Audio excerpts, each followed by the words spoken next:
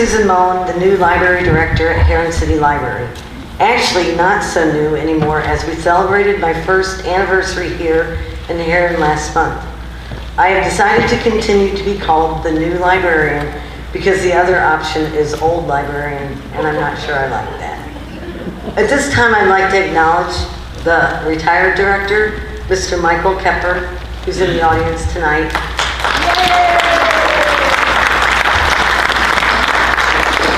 For his years of service at the Herrin City Library and for helping me throughout my first year, because I don't think I would have made it without him.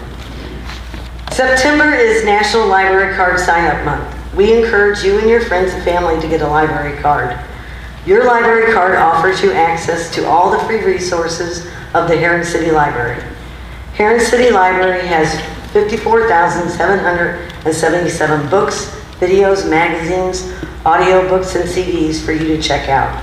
We also have access to 38,120 electronic resources, ebooks and audiobooks, which you may access via your tablet or mobile device. A new program we just began is called Book a Librarian. You may reserve time with a librarian to work one-on-one with a technology or related topic of your choice. We often help people create resumes, find online job resources, and troubleshoot technology issues. The Herrin City Library has a new improved website which will guide you through many of the new and innovative resources we offer, ranging from homework help to community resources to a job hunting guide. And of course, one of our greatest assets is the Herrin History Room and many online databases such as Ancestry.com. The vital role of the library in our community is evident. With access to content, space, and services, the library helps individuals become effective users of their community, and when the library offers that opportunity to anyone, it becomes opportunity for all. Come check out the library. I'd like to welcome you to the Herrin City Library's A Glimpse into the French Studio Collections. Today you will see a slideshow of over 200 photographs spanning the 1940s to the 1970s. And now I would like to introduce you to Cheryl Trench, newspaper columnist and a big supporter of the Herrin City Library, who will introduce our speaker for today's show.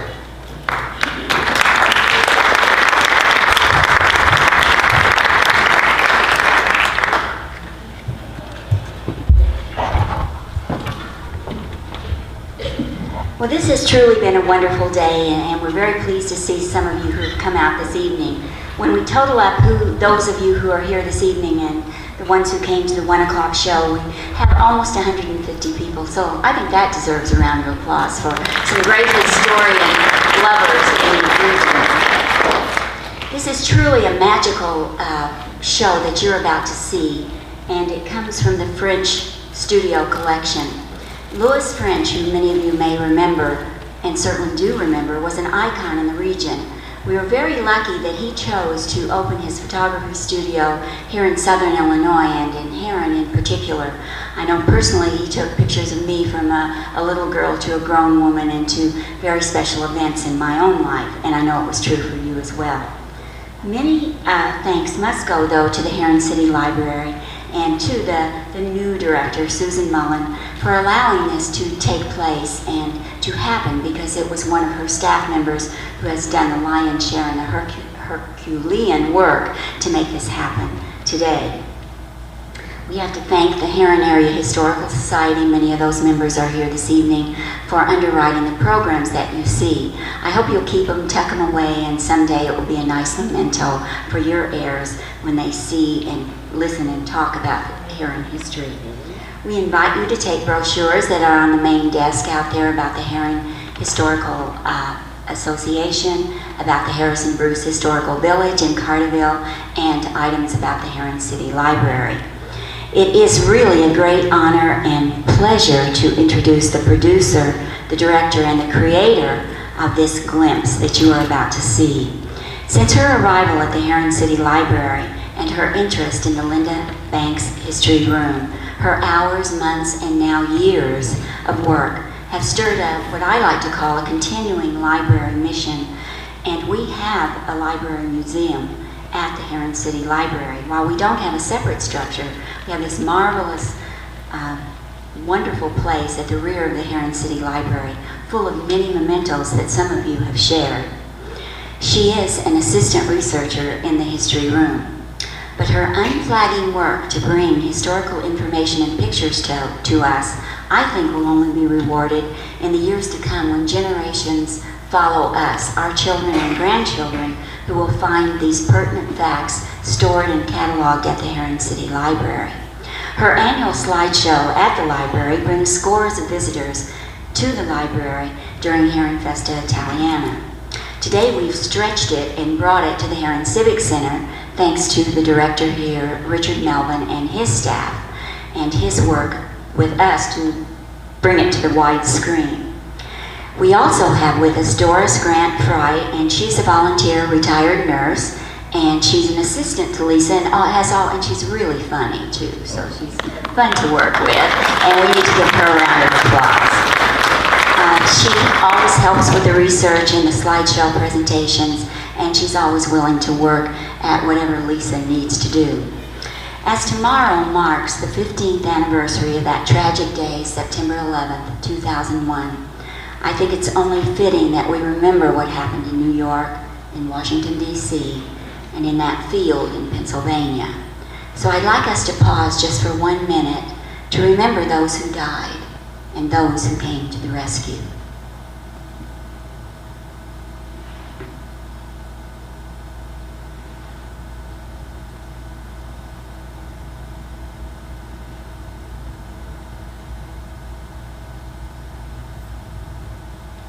Thank you.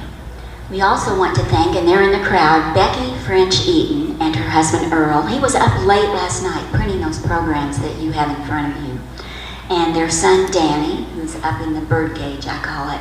They're tremendously talented and have carried on this French studio tradition. So, Lisa Carnegie is our own treasure, and today we're bringing you an exciting couple of hours of memories. We thank everyone who has made this we thank those people who have made this magical time happen. We want you to sit back, relax, enjoy your popcorn. There is an intermission. And we think you'll find sweet memories of your own when you see what is about to appear on our screen. So Lisa, it's your turn on this stage. Let's welcome Lisa Carnegie.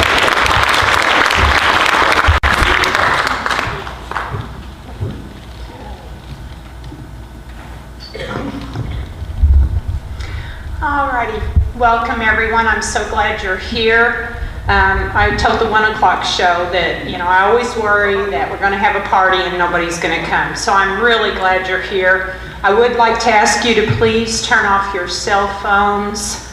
We're going to be going back in time and we don't want to hear any phones ringing. Also, please hold your comments until after the program, unless you're shouting out a name, because I butcher names.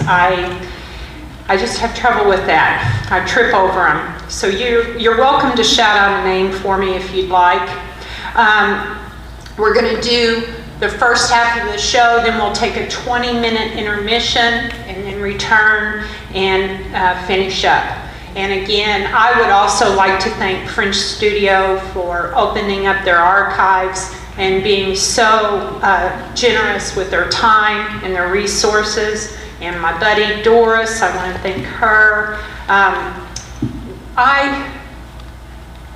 I knew Mr. French. He was the guy that took the pictures.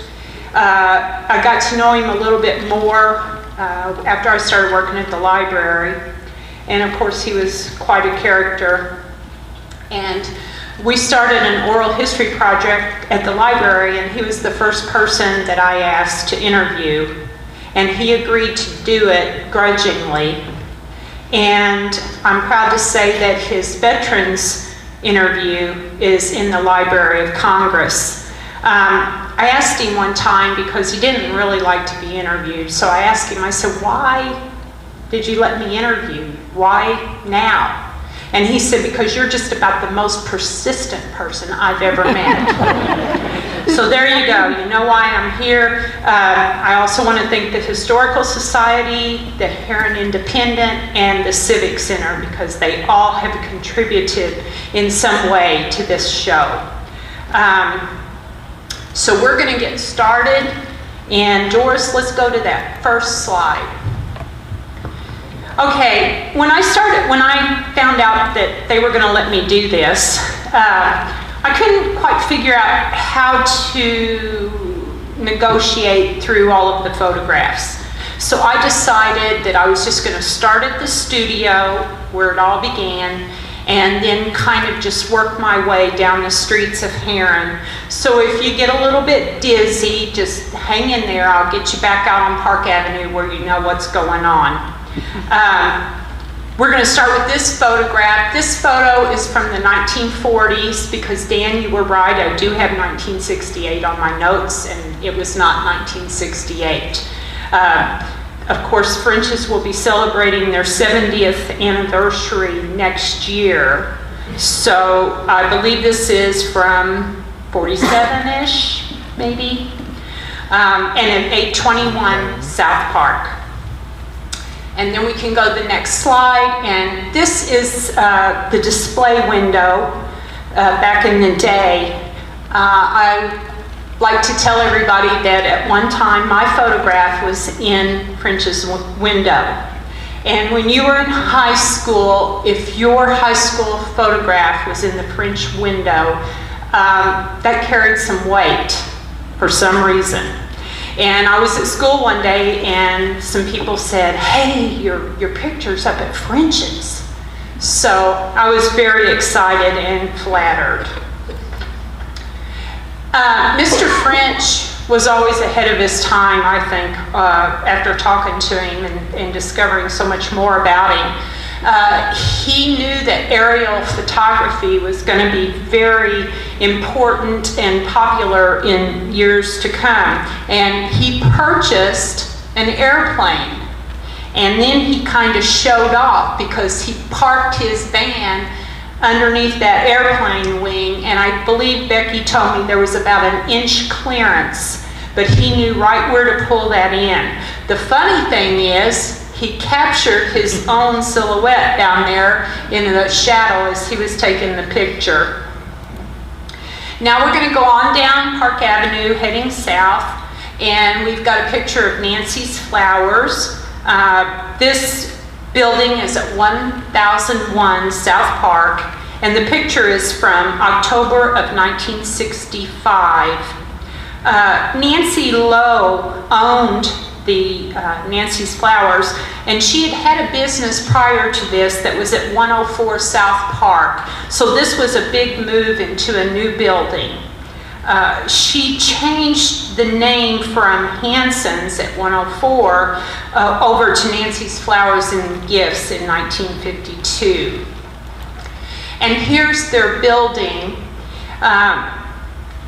And this was always a striking building because of the windows, the floor-to-ceiling windows. They moved into this location in September of '65, and the displays that she would create in the front of that store were just amazing, especially at Christmas. At Christmas, they were very magical, and I can remember when we used to drive past of an evening and that was lit up. It was really something neat to see. Now we're going to go out to Cox Drive-In. This photo is from May 28th, 1959, and it's at 1601 South Park. And this is where Kroger's gas station is now. And folks that have been in Herrin for a while are probably wondering, like I was, where's IGA? Because there's no IGA building. It wasn't built yet. But further back is a lumber yard that I didn't know anything about until a gentleman brought me a yardstick with their advertisement on it. And it was called Highway Lumber Yard. And we've got a little bit closer picture there so you can see. Of course, there's so much stuff grown up there, it's kind of hard to tell what's going on. But this picture is from May of '59, and the lumberyard was at 1413 to 1421 South Park Avenue. And if you'll notice, The car that's on there is in the right-hand lane. 148 was just a two-lane road, and it doesn't look like it was a very wide one at that. Now this is the same building, but you'll notice that the property there by the highway is tore up.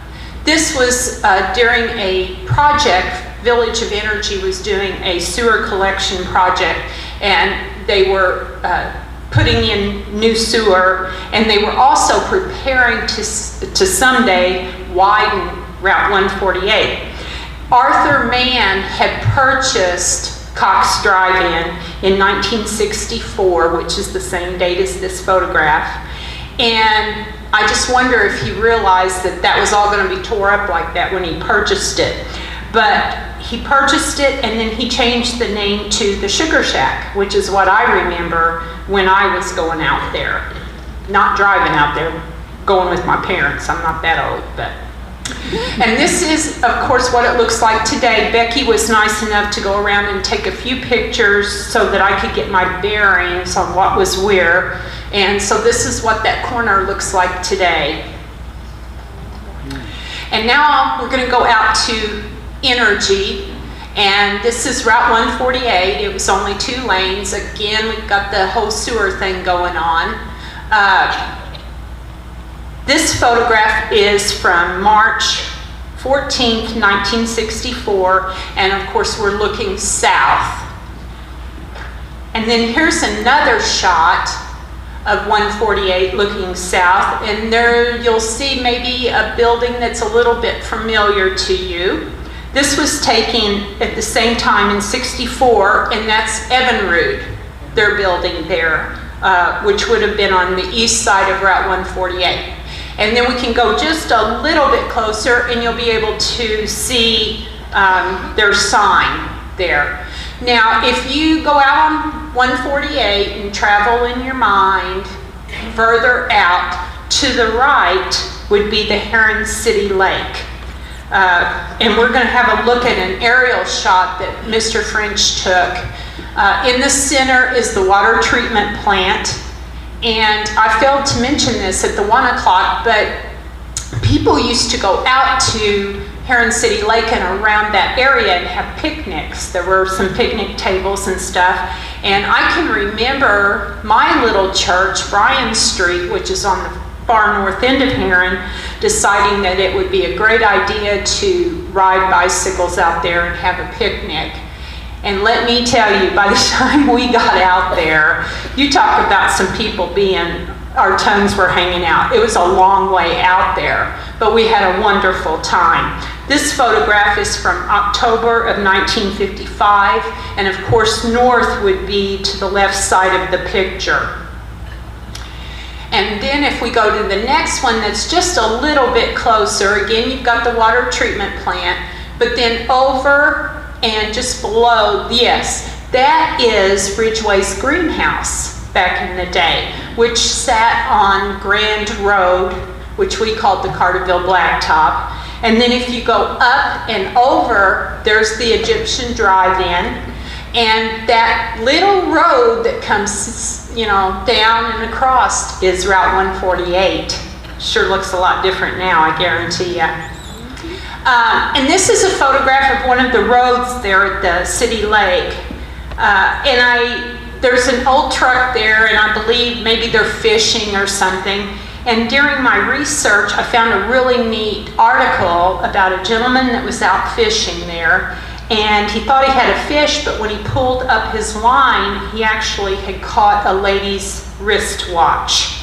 And I don't know who he went and told, but they got pretty excited because they dragged the lake. Now, surely not the whole lake, surely just where he was fishing. But they found 5 more ladies' watches and 5 men's watches. So the police believed that someone had stolen these watches and then probably got scared that they were going to get caught, so they ditched the loot into the lake. And now we're back out on 148 again, heading north this time, but we're still in Energy. Mr. French's van is here on the left, and that was the parking lot for the Energy First Baptist Church. Just across the street, you can just barely see a little bit of the stone fence there for the Energy School.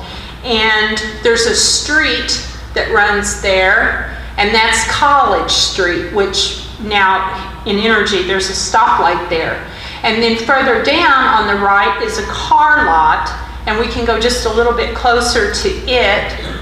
And it was at a location for an old gas station that was at one time Pete Hawk's service station.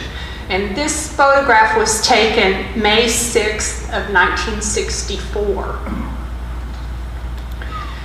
And who knew? I sure didn't. But at one time, Energy had a Harley-Davidson dealership. It was called Swim's Motorcycle Shop. And this photograph is from October 2nd of 1958. And they had a slogan. It was, "You've seen the rest, now own the best." And in one of their ads, I saw that you could purchase an all-new 1965 M50 Harley-Davidson for only $235 plus tax. Now this is inside the dealership, and they've got signs up advertising for 1959. This photo is from October 2nd of 1958, by the way. Back in the back there, they've put up a picket fence, and I think that's to keep their customers on the showroom side of the building, because there's a motorcycle back there. You probably can't see it, but there's a motorcycle back there that I believe they're working on. So they probably had to have some kind of a divider so folks wouldn't come back there where they were trying to work. And I had forgotten all about this gas station. I remembered it once I saw a photograph.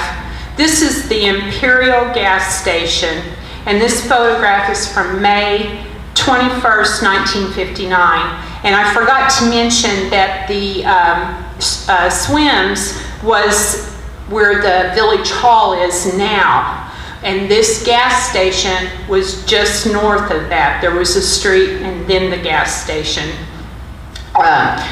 There's a house in the photograph. You can see the windows. That house is still there.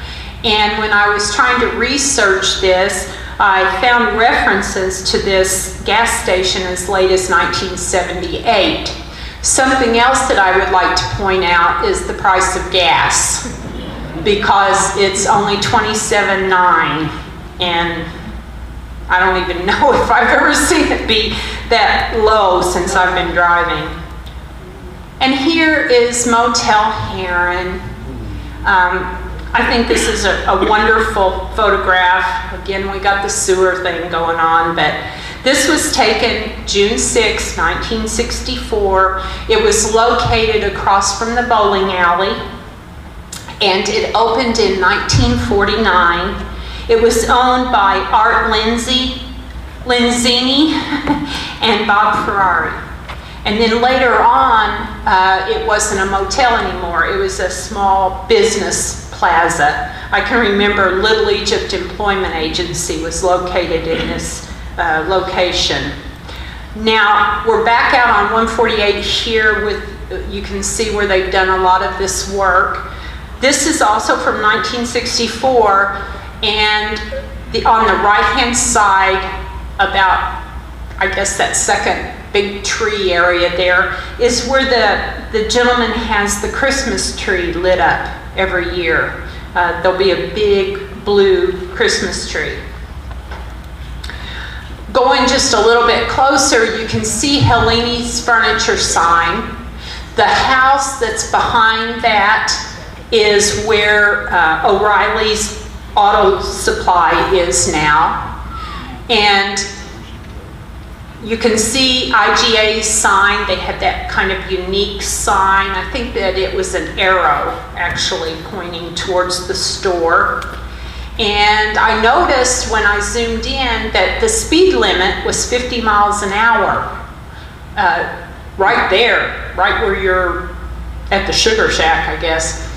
And I know 50 miles an hour seemed pretty fast to me, but then I got to thinking about it, and it's 45 now, you know, through Energy or through that area, and then it goes to 35, and if you don't slow down, you're going to get a ticket.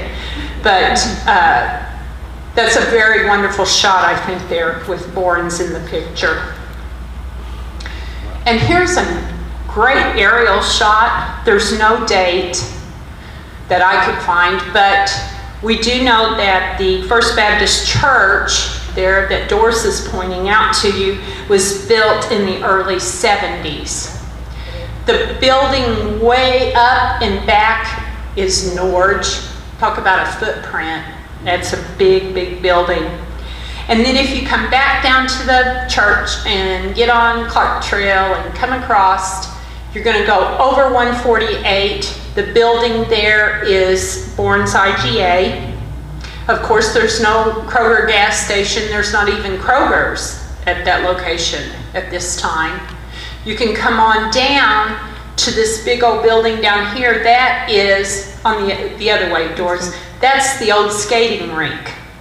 And next to it is Kirk's Laundry, which is now the location of McDonald's, which is across from Walmart. And of course, you can tell everything has changed there where Walmart is now. And as soon as I saw this picture, I sighed because we had a Larry's House of Cakes in Herrin and it's gone.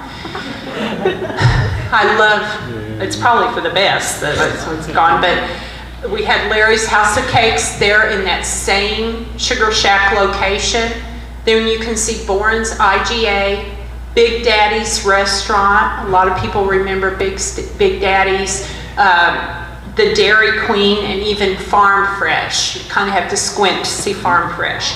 And then if you come over 148, there's Pizza Inn. I remember when that opened. Oh boy, pizza. And then further this way would be where Walgreens is now. I didn't remember this at all. This is Heinman's Trailer Sales, and it was also known as Servue Trailers. This photograph is from September 1st, 1958, and it was at 1220 South Park Avenue. And it was owned by Wayne Heinman. And if you go up just a little further with this close-up, there's that cute little camping trailer. But I really wanted to show you the building there to the right is Southside Lumber at 1300 South Park. And of course, Southside doesn't look anything like that anymore. We have Claunch Motors, and this is from May of 1963, and Fred Claunch owned a Studebaker dealership, and that's what you see there. And then in later years, he had the Dodge, Chrysler, and Plymouth dealership. And this was sold to Offenberg in 2000. And this is the used lot on at Claunch's. This is from May 1st of 1963, and either Mr. Claunch owned that house or the people that lived in that house had a car for sale, because that car is right there in the front yard. If we go back, no, not back doors, go one. There you go. There's another shot of the dealership. This is still when he was Studebaker, but I can remember in the later years, 68, and around that period, there was high performance vehicles sitting out in front of that garage because he had the Dodge, Chrysler, and Plymouth cars. And this is his sign, but the reason I included it is if you look beyond the sign, you'll see ribbons. And used to, you could pull up there and order a Whataburger and, you know, that kind of thing. It became Burger Nook And of course, Burger Nook is still in business, but at one time it was in that building that ran east and west. This photo is from '67. And this is what it looks like today. That's the subway, and then there's the Burger Nook building, which they're at the far end of that building, and then they have other businesses in there with them.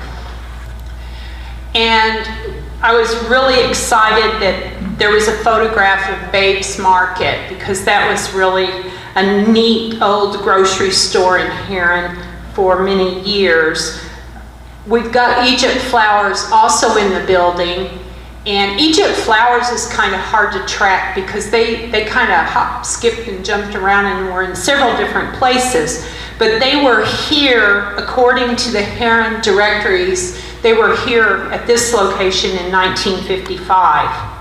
And Babe's Market was owned by Herman Gravaya, and it was located at 820 South Park, and it was known for its Solomits. It was also known for, I guess, a little bit of bad luck because it was burglarized many, many times over the years, and they never really seemed to get anything from what I read. They had one instance in 1955. They tried to break open the safe, and all they wound up doing was knocking the hinge off, but they still couldn't get it open. And Mr. Gravaya bragged that they'd only got a roll of nickels, which was $2. And then 20 years later, they tried to get the safe again, and they couldn't break into it, so they just took safe and all. So he really had some luck now. And here we have, of course, there's Egypt Flowers, and then the Dairy Queen and the Nazarene Church. The little building that is Dairy Queen was also at one time Park Avenue Pastries, another bakery, and also Midge's Pizza, which was located at 814 South Park, and the Nazarene Church was located at 810 North Park. And here's what it looks like today. Babes would have sat where the parking lot is there for Domino's, and Egypt Flowers would have been somewhere along where Domino's building is, and then Dairy Queen and the church would have been there where Family Video is at now. And I was telling the folks at the earlier show, I guess I really have a thing for old gas stations because I've got quite a few pictures of them in here. But this one is Clark's Super 100, and it was located where State Farm Insurance is at on Park Avenue now at 720 South Park. This photograph is from 1968, and it was a very small station, but when we were in junior high, which was just a block behind this, whenever some kid would come in with some crazy new fad, I can remember the clackers thing that we had going on, and the thing that you could turn on your ankle and try to jump. But of course they would bring them into school, and then everybody would want one.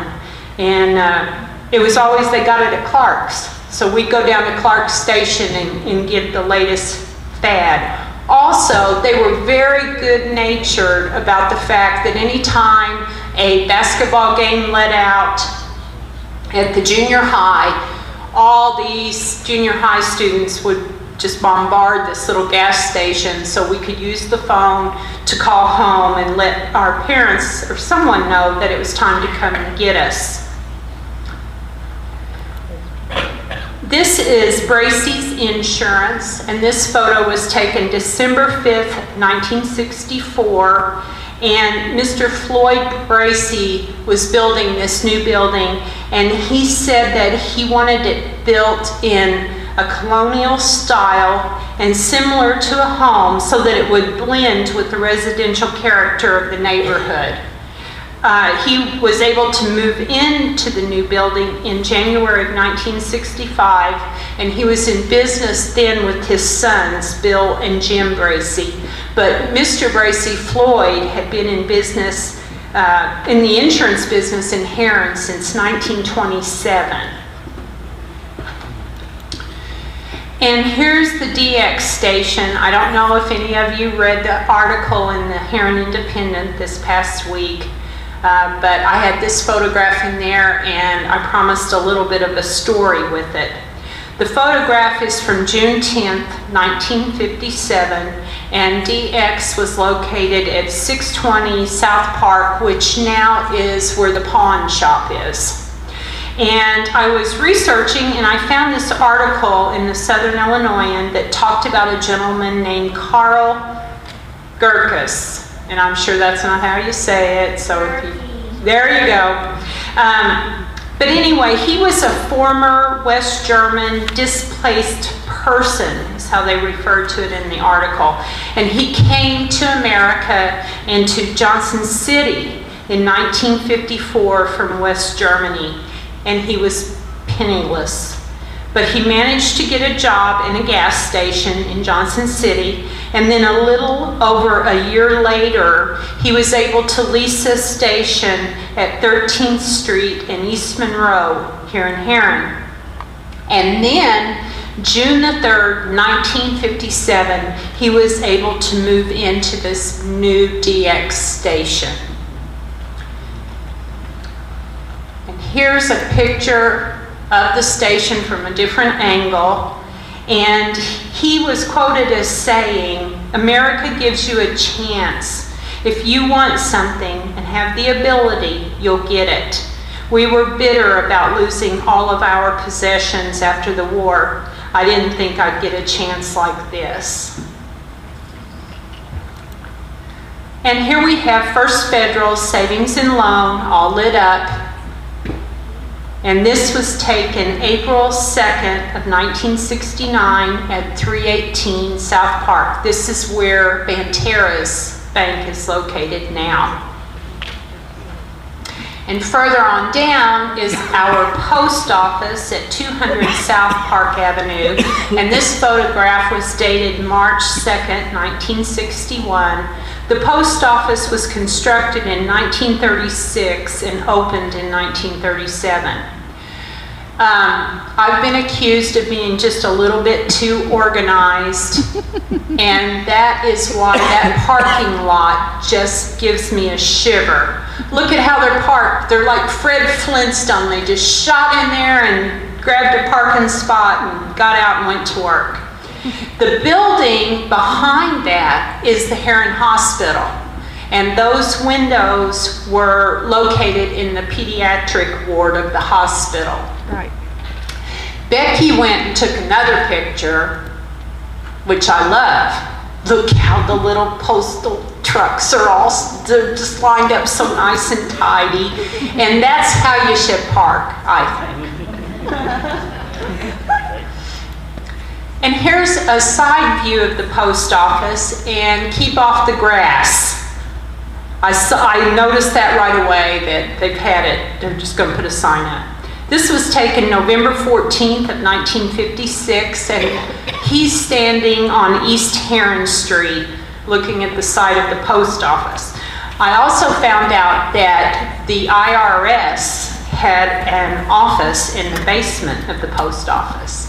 The lower area here of the picture would be where you now just whip in there to drop your mail off. And then across the street is the Masonic Temple at 121 South 14th. This photograph was taken in 1957.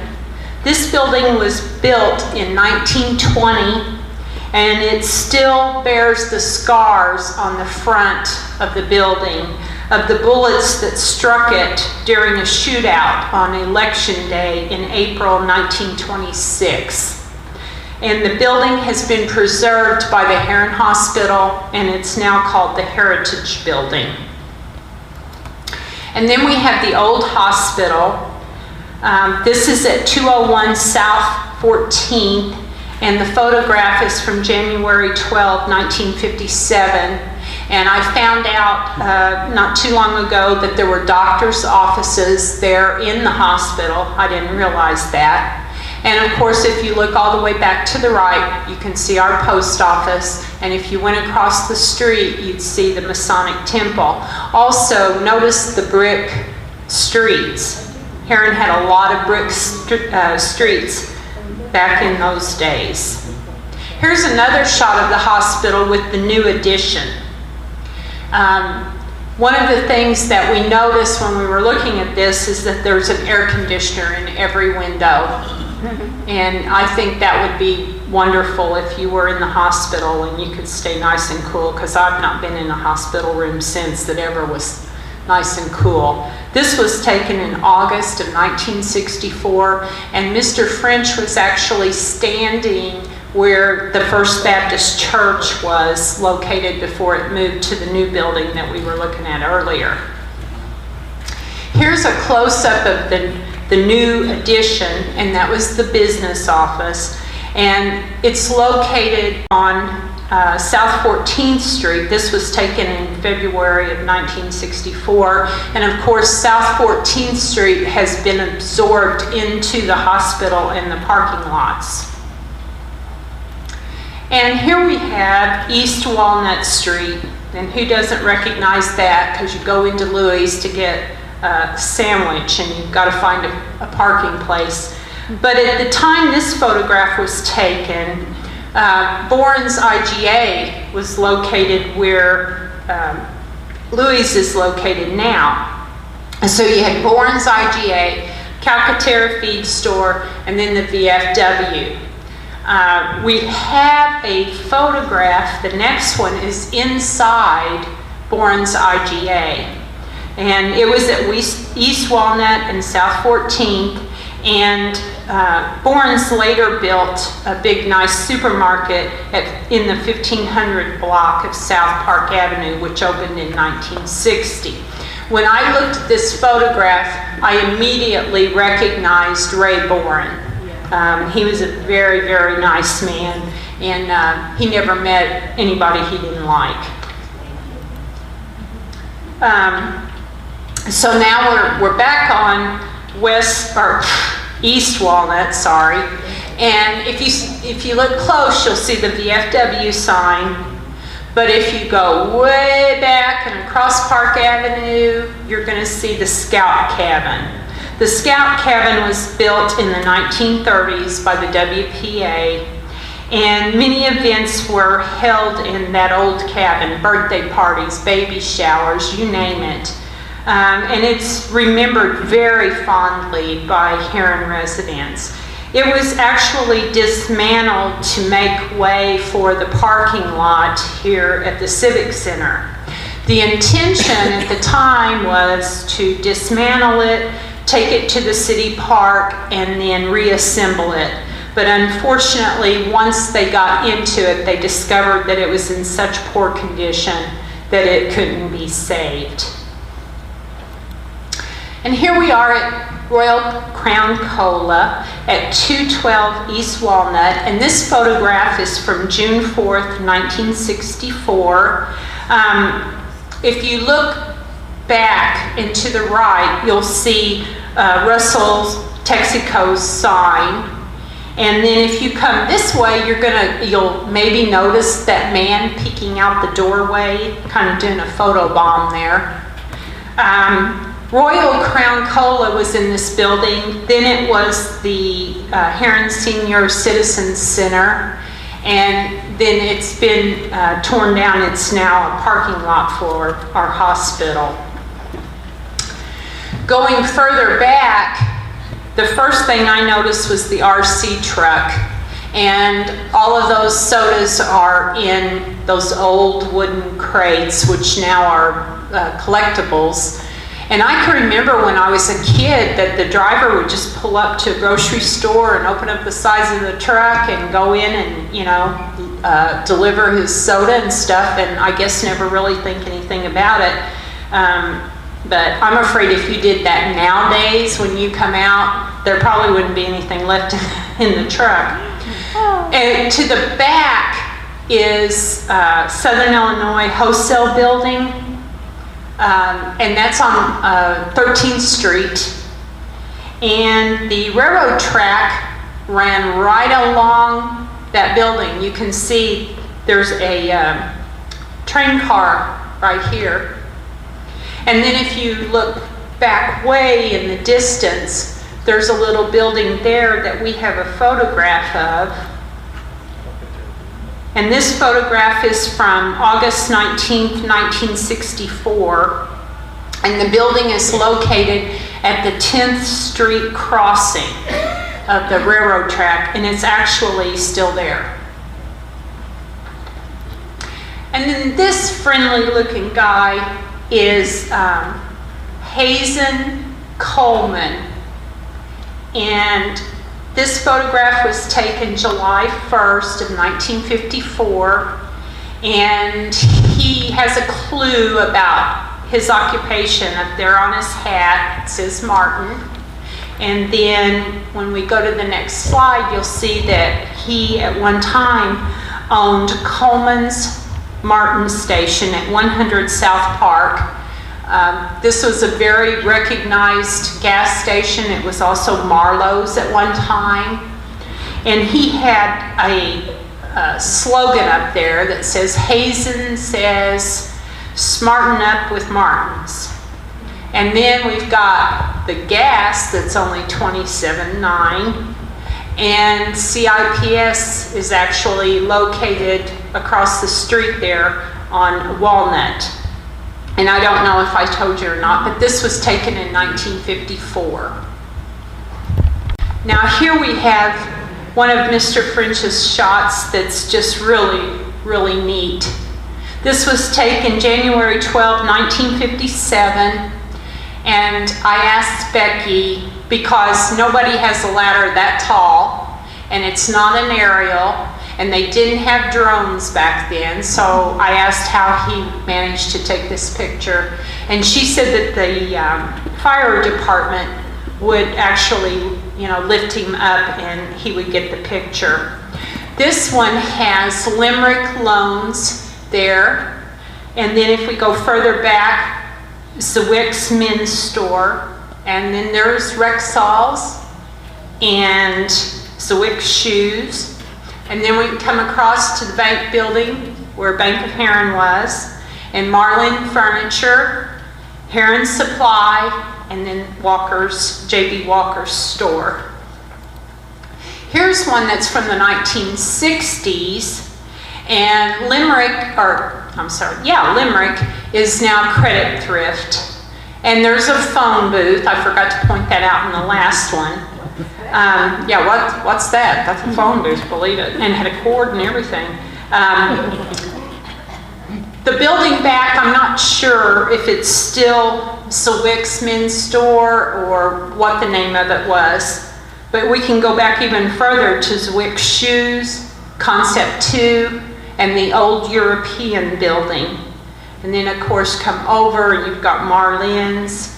Nope, that's not right. Marlin's is further back on the west side. And then when you cross over, now Rexall is on the east side, and Herrin Supply, and at this time Ben Franklin was there on the corner, and then of course Walker's. Now, this is my favorite building in Herrin besides the library, and it's the Illinois Central Freight Depot. And they were putting in a plaque for 100 years for Illinois Central. And this photograph was taken July 27th, 1951. And the plaque read, "For 100 years, Illinois Central, main line of Mid-America." The old freight depot is still standing, and it is located at 1 North 14th Street. We know some of these men. The second man from the left is Dolph Bradshaw, and then across is, of course, Snyder Herrin, then Monsignor de Gasperi, and Mr. Goodwin thought that the third gentleman there was Art Hamilton, and then this tall guy is Winton Walkup. And then in the next picture, you can see all of the people they're gathered for this event. I imagine a lot of them work there at the freight depot. I included this picture because it gives you a glimpse of North 14th during 1951. And of course, the first thing you notice is Branson's Idle Hour Pool Hall. And then further back was a jewelry store. And then there's the Dillard Building, and then the Hippodrome and the Weimar. And if you come across, we've got the CC Club, Herrin Cleaners, and Western Auto. At one time, Western Auto was on 14th Street. I didn't know that. And then I'm not certain what business was in that corner building at the time, but if you come on back, then of course you're there at the freight depot. Excuse me. This is the building that I told you I wasn't sure about. At this time, when this photograph was taken, and we don't have a date, but it was called BFJ Furniture, and it was at 100 North Park. And the thing on the side there is actually an advertisement for Bracey's store, which was up on Park Avenue, and Bracey's evidently sold guns and Coca-Cola. Now, this one is it's kind of a little wordy, but it's worth it. This is the Herrin Mine Rescue Team, and the photograph was taken January 31st, 1952.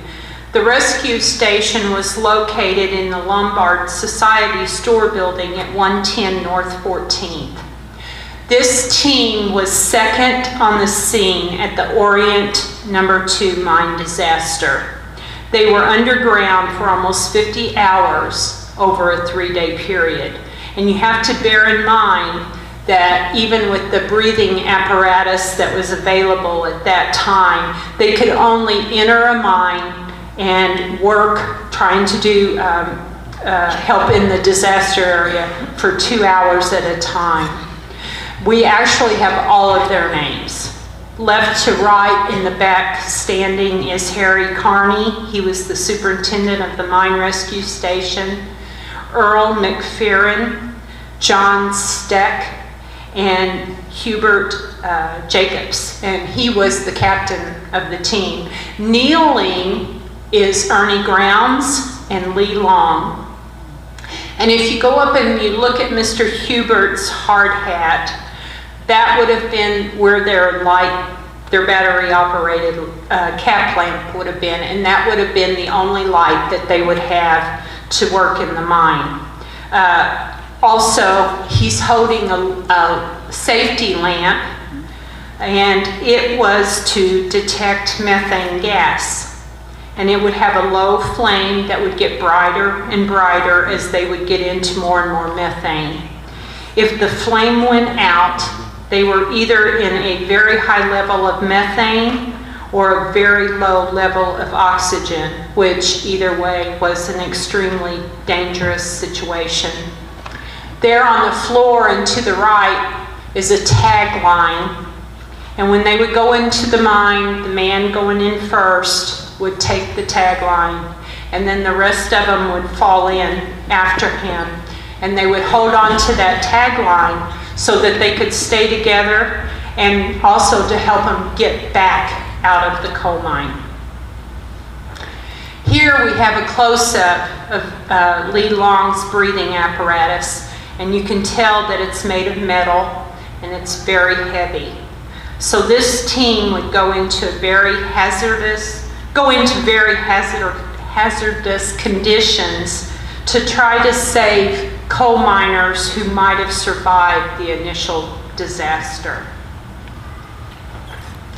And now, back happily, we're at the Illinois Cafe, and I want to order some chili mac because the Illinois was known for their chili mac.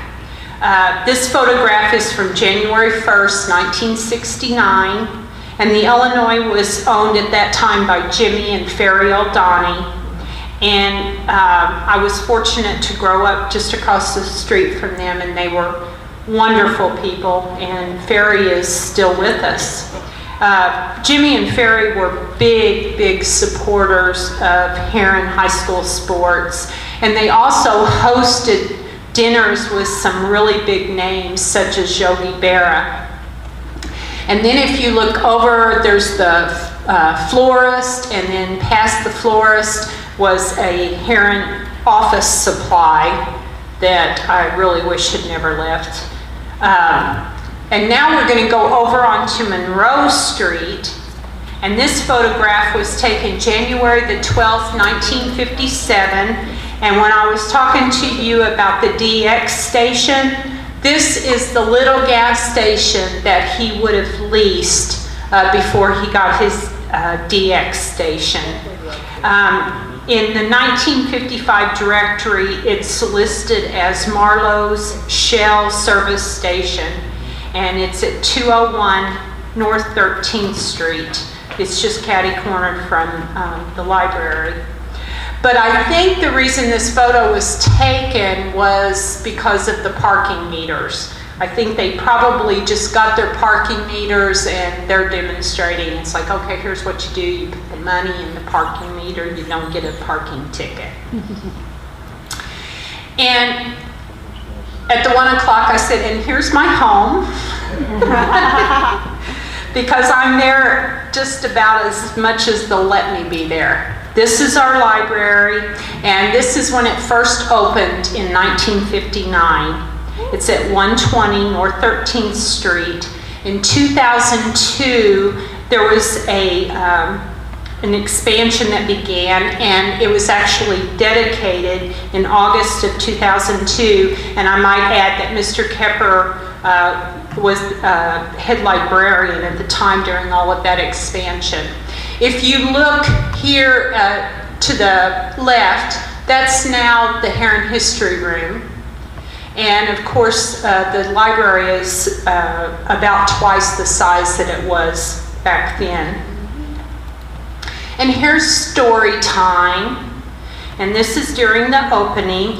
And the lady leaning against the wall there in the back is Olive Kirsch. And the children are enjoying a story. And I believe, but I'm not certain, I think that may be Stevie Brewster that's reading the story. Then if you go to this picture, this one was taken in February of 1960. And at that time, the bookshelves would have contained adult nonfiction. And of course, there's the card catalog that everybody misses. And if we can't have the card catalog, can we at least have the cabinets? That's what everybody wants to know, what happened to those cabinets. And then over here is the magazine area. And I just noticed this morning there's actually someone sitting in that picture there in that room, but I hadn't noticed it. Now this area where the bookshelves are is the Linda Jennings Banks Herrin History Room, and then out this direction is our history exhibit, our little museum that we're growing. And this building is the Howard and Casey building, and it's located at North 13th and East Monroe, so it's right across the street from the library. And this building was built in 1915. The photograph was taken in 1956. And Howard and Casey were a very large grocery wholesaler. In 1956, Teamtown actually moved into the second floor there. And we have a photograph, and the building's changed quite a bit, but you can see the little Teamtown sign. This is from July of '57, I believe. Hope I've got that right. And you can see the little gas station that we were just talking about over there to the right. And this is what the building looks like today. They just renovated this, so it looks pretty different. But then if you go over to the right there, you'll see Pop Bailey's bus stop, which is now a travel agency, but it'll always be Pop Bailey's to me. Okay, and then we've got Smoller Brothers, and I'm happy to say that this building continues to be saved, and I'm sure you've all read in the news about the ortho tech is moved into this building, and so they'll have room for expansion. But in 1953, of course, it was a garment factory, and it was located at 720 East Monroe. And this picture is from 1953. The Herrin spokesman had an article about Smoller's and stated that it was started in the Ordell area with 50 employees in 1946.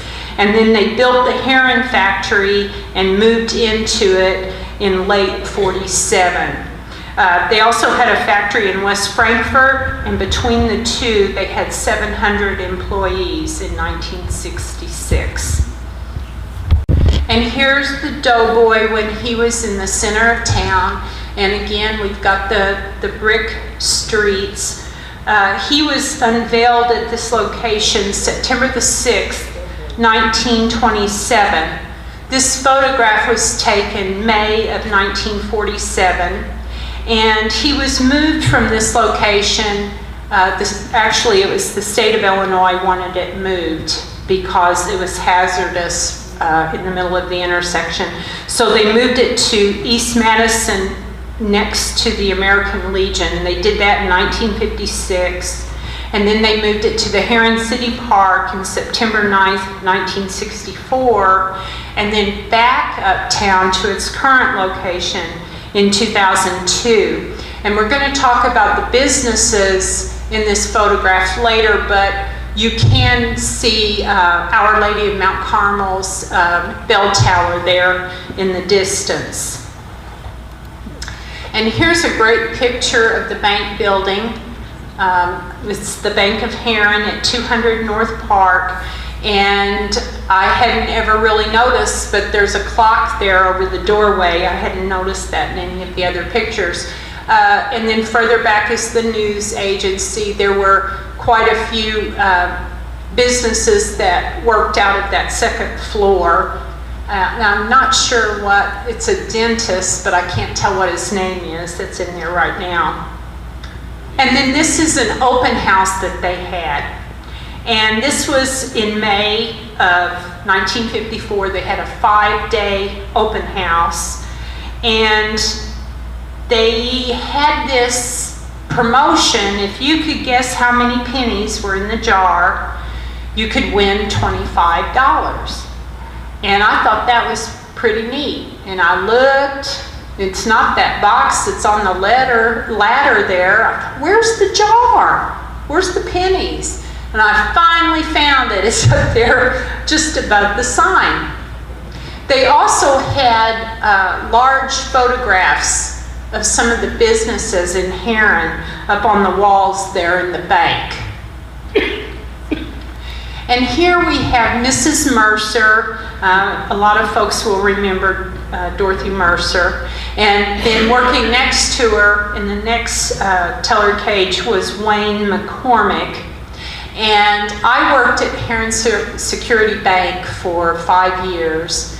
And when I saw this, I thought, well, they had that same technology that we had, because she's got her cigar boxes there to hold some of her receipts. And then she's got the stamps across there so you could stamp endorsements. The coin machine, you could punch out the amount and it would shoot out the coin. And then her teller machine, which is a dinosaur. I have no idea how that would operate.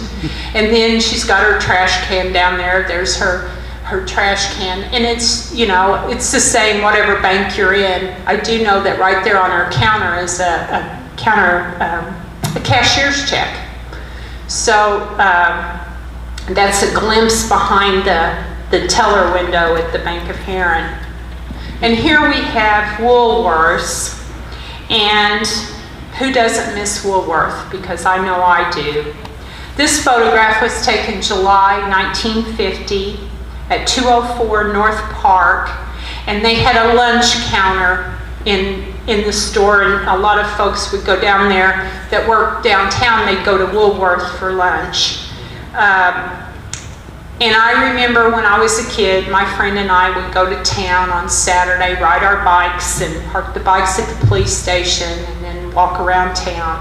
And then we'd go eat at Woolworth. And one time they had a promotion, and it said that if your waitress didn't ask you if you would like to have dessert, then you got it for free. So my friend and I cooked up this scheme, and we had our lunch, and we're like, boy, I'm full. I couldn't eat another bite. And she didn't ask us if we wanted dessert. So we said, hey, you owe us dessert. She said, hey, you said you were full. We didn't get our dessert. But next to Woolworth, we have Bracey's Food Store at 212 North Park. And sadly, Woolworths left us in 1973. And there we have the Annex marquee for the Annex Theater. This photograph was taken May 24th of 1952. And I've noticed there's a period of time that has photographs, and they're all related to cancer. And there was some kind of a campaign to try to end cancer, and it was on the Annex, and it was at the Egyptian Drive-In marquee, and also at the Riviera. So that must have been a campaign for that time period. And here we have the Annex building, and we've got GAC Finance is inside the building, and of course there's the Limar Hotel sign, and you can also see a glimpse of the Annex marquee. This was taken May 11th of 1961. And if we go to the next slide, this was taken July 28th, 1955. And the Annex is on fire. This picture also shows just how close this was to Woolworth. And then this shop going in here, they're getting ready to open. That's the Dottie shop, where the event center is now. And then we had Bracey's Food Store and Gilbert Drugs. And of course you see the smoke coming from the Annex. They've climbed up this narrow ladder so they can get on the roof and try to fight this fire. And then they've got another ladder that doesn't quite reach the top of the Annex building. Also, to the left is the old City Hall in Herrin. And this is another photograph from a different angle. The Annex is on fire, and it's a 2-story building, and Herrin Fire Department did not have a ladder truck. Fortunately, Neon Sign heard about the fire or saw the smoke, I don't know, but they were among the first ones on the scene. They sent their ladder trucks so the firemen could use them to try to fight this fire. And did we switch, Doris? Mm-hmm. Okay.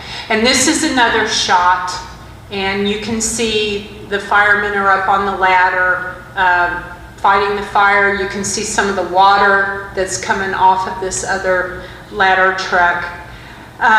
When they had this fire on the 28th, and there was no ladder truck, they had a city council meeting on the 31st. And when they had that city council meeting, they said, this is crazy.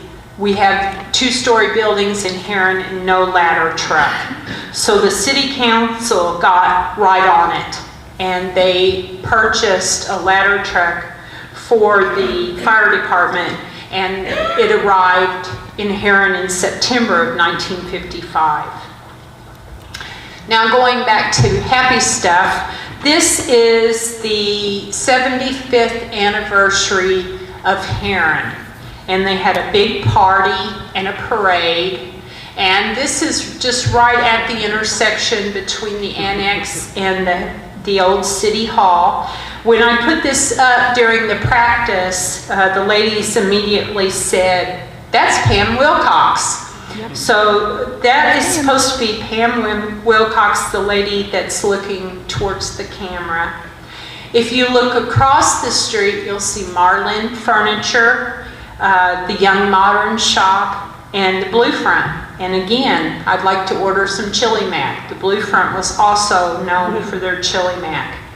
Over across the street, we have LaQuat Drugs, which came into the old Woolworth building. And staying with the parade, here we've got the twirlers. And this is during my time. This is 1975, so I actually know these twirlers. We've got Kim Williams, Diane Tripp, Rebecca Jack, Kathy Tripp, and Gina McVeigh. And then here's the Smolers float. On the front of the float, they have a sign that's promoting Made in America garments. To the back, there's a sewing machine, of course. And then to look at the buildings, if you look back, that building back there was actually a Sears at that time. And then we have the senior citizens float. And they had quite a few things going on. They've got a little old school display there with the desks. And then sitting there on a chair is a dunce hat. And if you come back towards the back, they've got some long johns and some bloomers hanging up on the clothesline. And then looking past the float, you'll see Blankenship, Western Auto, and Fred Small Auto Parts Store. And this is the Herrin Police, February 12, 1968. I was 9 years old, and I don't know why, but I knew almost all of these policemen. And then Bill Milani stopped by the history room one day, and he was able to fill in the blanks for me. So we have all their names. Standing in the back is Jack Ingram, Roy Coe, Mayor Fred Henderson, Calvin Hazel, and Rick Litton. Then in the front, we have Frank Jeters, Manuel Marlowe, Cotton Long, and Ward Robinson. Okay, we are back with the Doughboy at 213 East Madison. So this is where he was moved to from Park Avenue. This photograph was taken in 1965, and he was moved to this location next to the American Legion home in 1956. And then we've got the Limar Hotel. We don't have a date on this picture, but the Limar opened in Herrin in December, excuse me, I got the lozenger in, December of 1921, and it closed July of 1963. Located at 301 North Park Avenue, North 14th, sorry. The Limar had some pretty notorious folks that stayed there. Escalin Young lived at the Limar for quite a while he was, strutting his stuff in Herrin. Then we had Blackie Arms was here. He would stay here. The Shelton Gang. Charlie Berger, he never supposedly stayed there, but he was in and out conducting business. And the governors of the state would stay there when they were in Herrin. Heavyweight boxing champs and all of the big names that played at White City usually stayed at the Limar. And this is the Straw Hat Club that was located in the Limar. They were moved in there in 57 or 58. This photograph is from June 2nd, 1962, and I found a really great article about this in the Southern Illinoisan in '62. Two girls, they were 15 years old, and they lied to their parents, and they said they were going to a slumber party. They lived in Benton. So they said, we're going to go to a slumber party, and then they got on their bicycles and they rode all the way to Herrin to listen to what they said was Dixieland jazz. They loved Dixieland jazz. And they had sleeping bags, and they camped out in the alley behind the Limar. And that's where the Herrin police found them at 11:15 that night, and of course marched them back over to the police station and called their parents to come and get them. So now we've got the rooming house. This is the Hart's rooming house at 311 North 14th, taken June 20th, 1961, and the owner was Harry Hart. And this building is still standing, and I thought it was still a rooming house, but someone told me earlier that there's apartments in there, so I'm not really sure. Go to the next slide.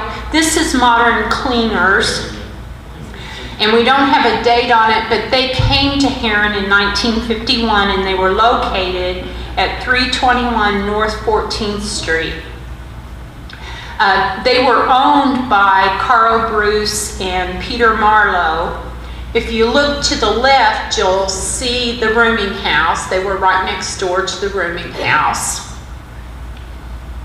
And this is what it looks like today.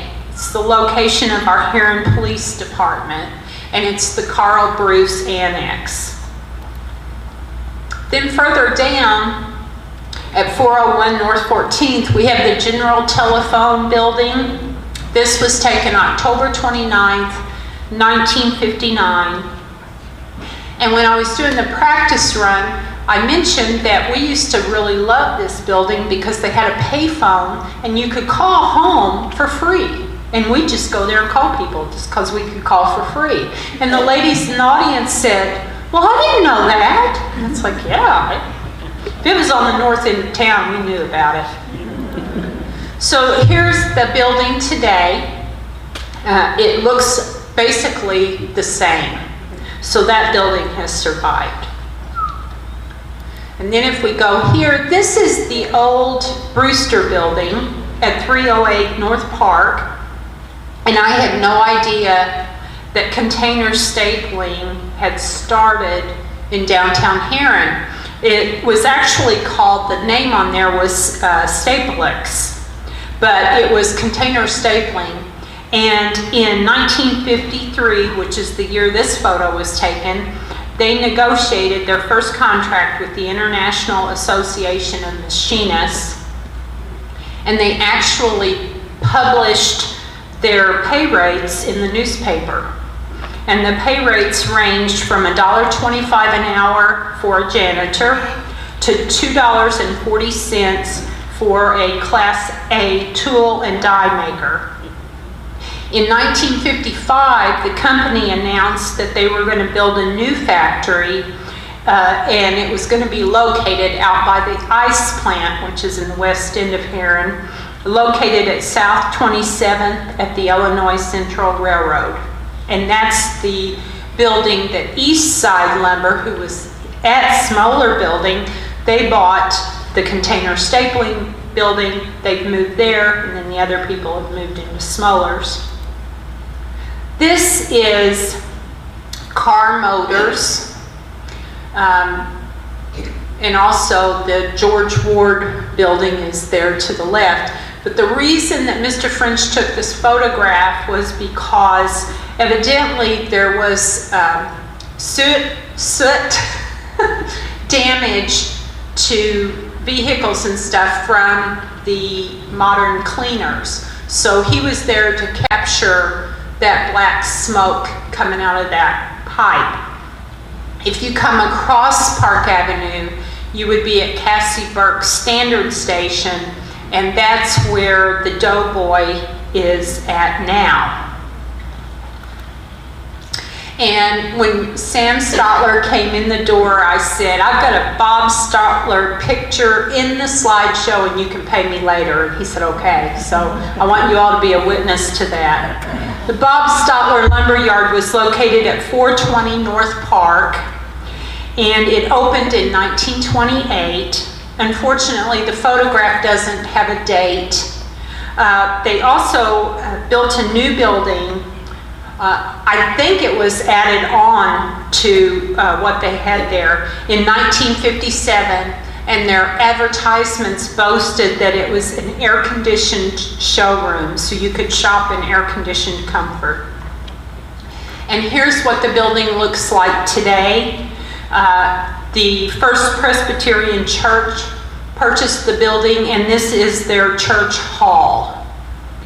If you go back to the behind it, here's another old picture from June 27th, 1959. They're there by the Presbyterian Church.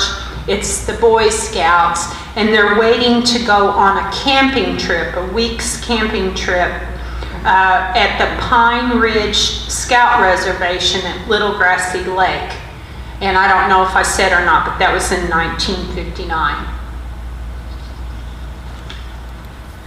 And here we have Hayes Chevrolet's showroom. And of course it's really striking because it was taken at night. And all of his pictures that I've seen that he took at night were really, really neat pictures. This was taken January 14th, 1950. And then here's what the dealership looked like. August 1st, 1963, and it was pretty good size. It was from 612 to 620 North Park Avenue. The kind of billboard looking that you see there on the right side of the building was actually part of Liberty Gas Station. And here's another shot that you can really see how nice the building was. This photograph was taken March 11th, 1965, and on March 14th, 1977, a gas tank on a car that was in the garage for repair actually caught fire and then it exploded. Of course, it was a huge fire. Firemen from 6 neighboring towns came to assist the Herrin Fire Department, but with damage of $700,000, the dealership was destroyed, but no one was injured. And this is one of those, I'd recognize this anywhere because this is where you turn to go to the high school. This is the Jones Mobile Station at 700 North Park, and the photo was taken March 11th, 1965, and you'd be coming down Park Avenue, take a right onto Polk Street, and then go right on straight back to the Herrin High School. And if you were running late for lunch, you would really be pushing the speed limit as you went down that road.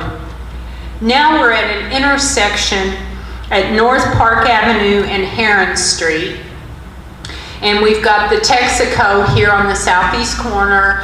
We've got a phone booth, and then we've also got another DX station is further down the block. This photo is from March 8th of 63, and now we're going to go to this photograph. This is also from the same date, March 8th, 1963. This had been a gas station at one time, but when this photograph was taken, the business was listed as Paul Heineman Salvage at 900 North Park.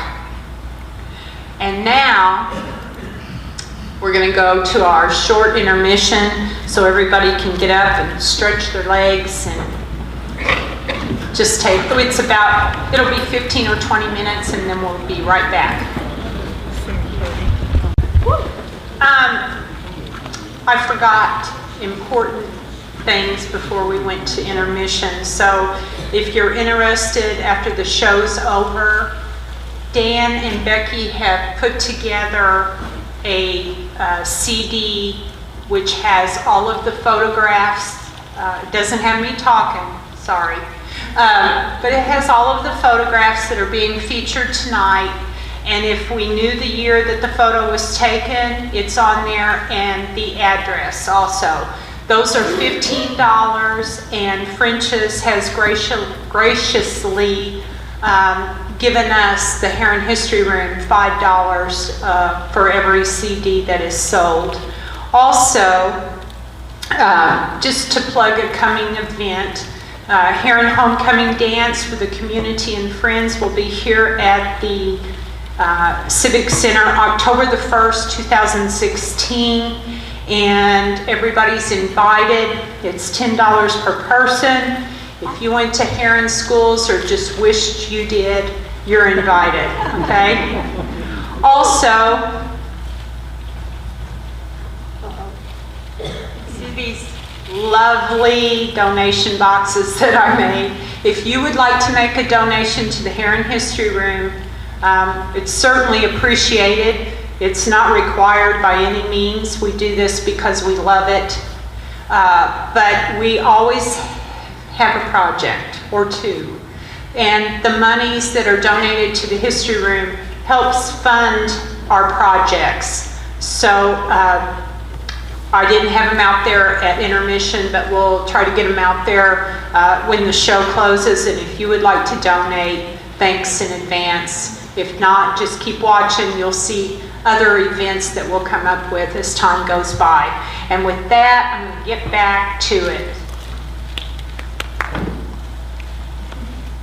Okay, so this is where we left off. I'm going to flip my paper Doorstone. And we were at the Herrin Street and Park Avenue intersection looking east. And it was taken March the 8th, 1963. And we're going to head out to our city park. So let's go to the next slide. And this is the intersection of 13th Street, which is one of the busier streets in Herrin, and Herrin Street at the time. Again, we've got the brick. This was taken in 1958. If you go to the next slide, you'll see what it looks like today. There's quite a bit of difference now. I can't believe there's finally a turn lane, and I don't live on North 13th Street anymore, and they finally put in a turn lane. So let's head on out. And again, we're on Herrin Street, and now we are at North 11th Street. And the fence that's there on the right would have been the Herrin High School tennis courts. The first building is the wood shop. The building behind that would be the machine shop, thank you, because it just left me. And you'll see the football field was over to the right or to the south of these buildings, and you can see the lights that lit up the football field. But probably the biggest thing is we're coming up on the overhead bridge. And the overhead bridge is something that a lot of people really, really remember from their youth. They can remember riding up on their bicycle or sledding or whatever. But we're going to go up on top of the bridge, and we're over the Missouri Pacific Railroad. And if you look to the right and to the back, that's the housing. It was just being built. This is a photograph from February 27th of 1959. And then he has this picture he took. It was taken the same day in 1959, but he's gone out over in this field and shot this photograph. You can really see just how tall that bridge was. And then over to the right, that factory was the International Staple and Machine Factory.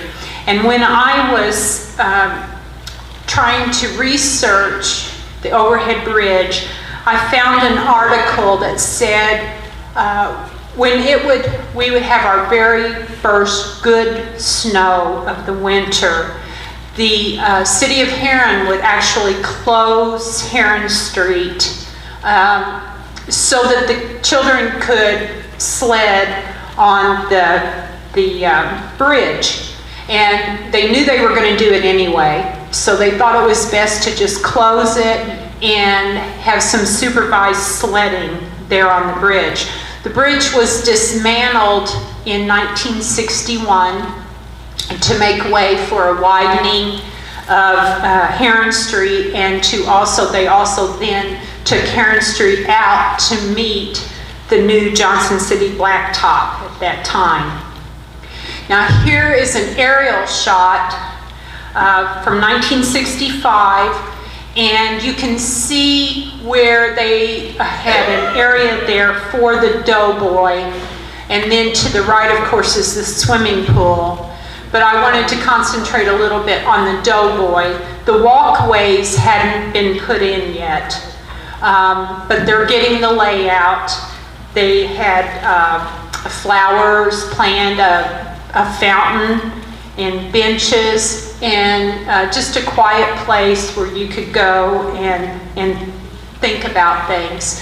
I don't know if putting it right next to the swimming pool is maybe such a good idea, because that's part of the reason why it was brought back downtown, is because of vandalism and such as that. Also at the top of the photograph, I want to point out the ball diamonds. And like I said, this was from '65. Here's another shot of the doughboy. And you can see the area there for the fountain. They've got the sidewalks in. And Mr. Milani was in one day. He comes by every so often and talks to me.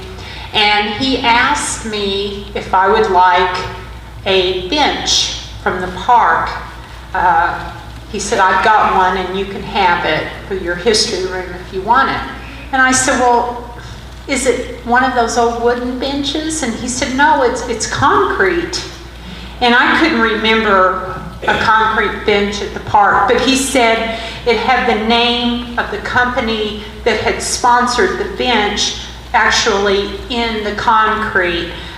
So I'm wondering now, and I need to talk to him and see if maybe that was the benches around the doughboy. I'm not sure, but I got my dibs in because he said it had Coca-Cola was the sponsor of this particular bench. So I don't know where we're going to put it, but I want it. So we'll have that soon, hopefully. So the doughboy moved here to the park September the 9th, 1964. This photo is from '67. Now, the Herrin Park was put up in a place called Williams Woods. And this is what we call the Big Shelter.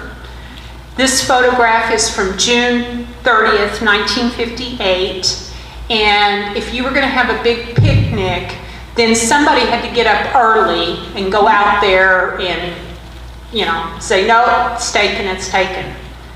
Because everybody wanted to get in the big shelter because there was a really neat fireplace, and then you could climb up on all this stuff you weren't supposed to get on, but you could climb up on that brick.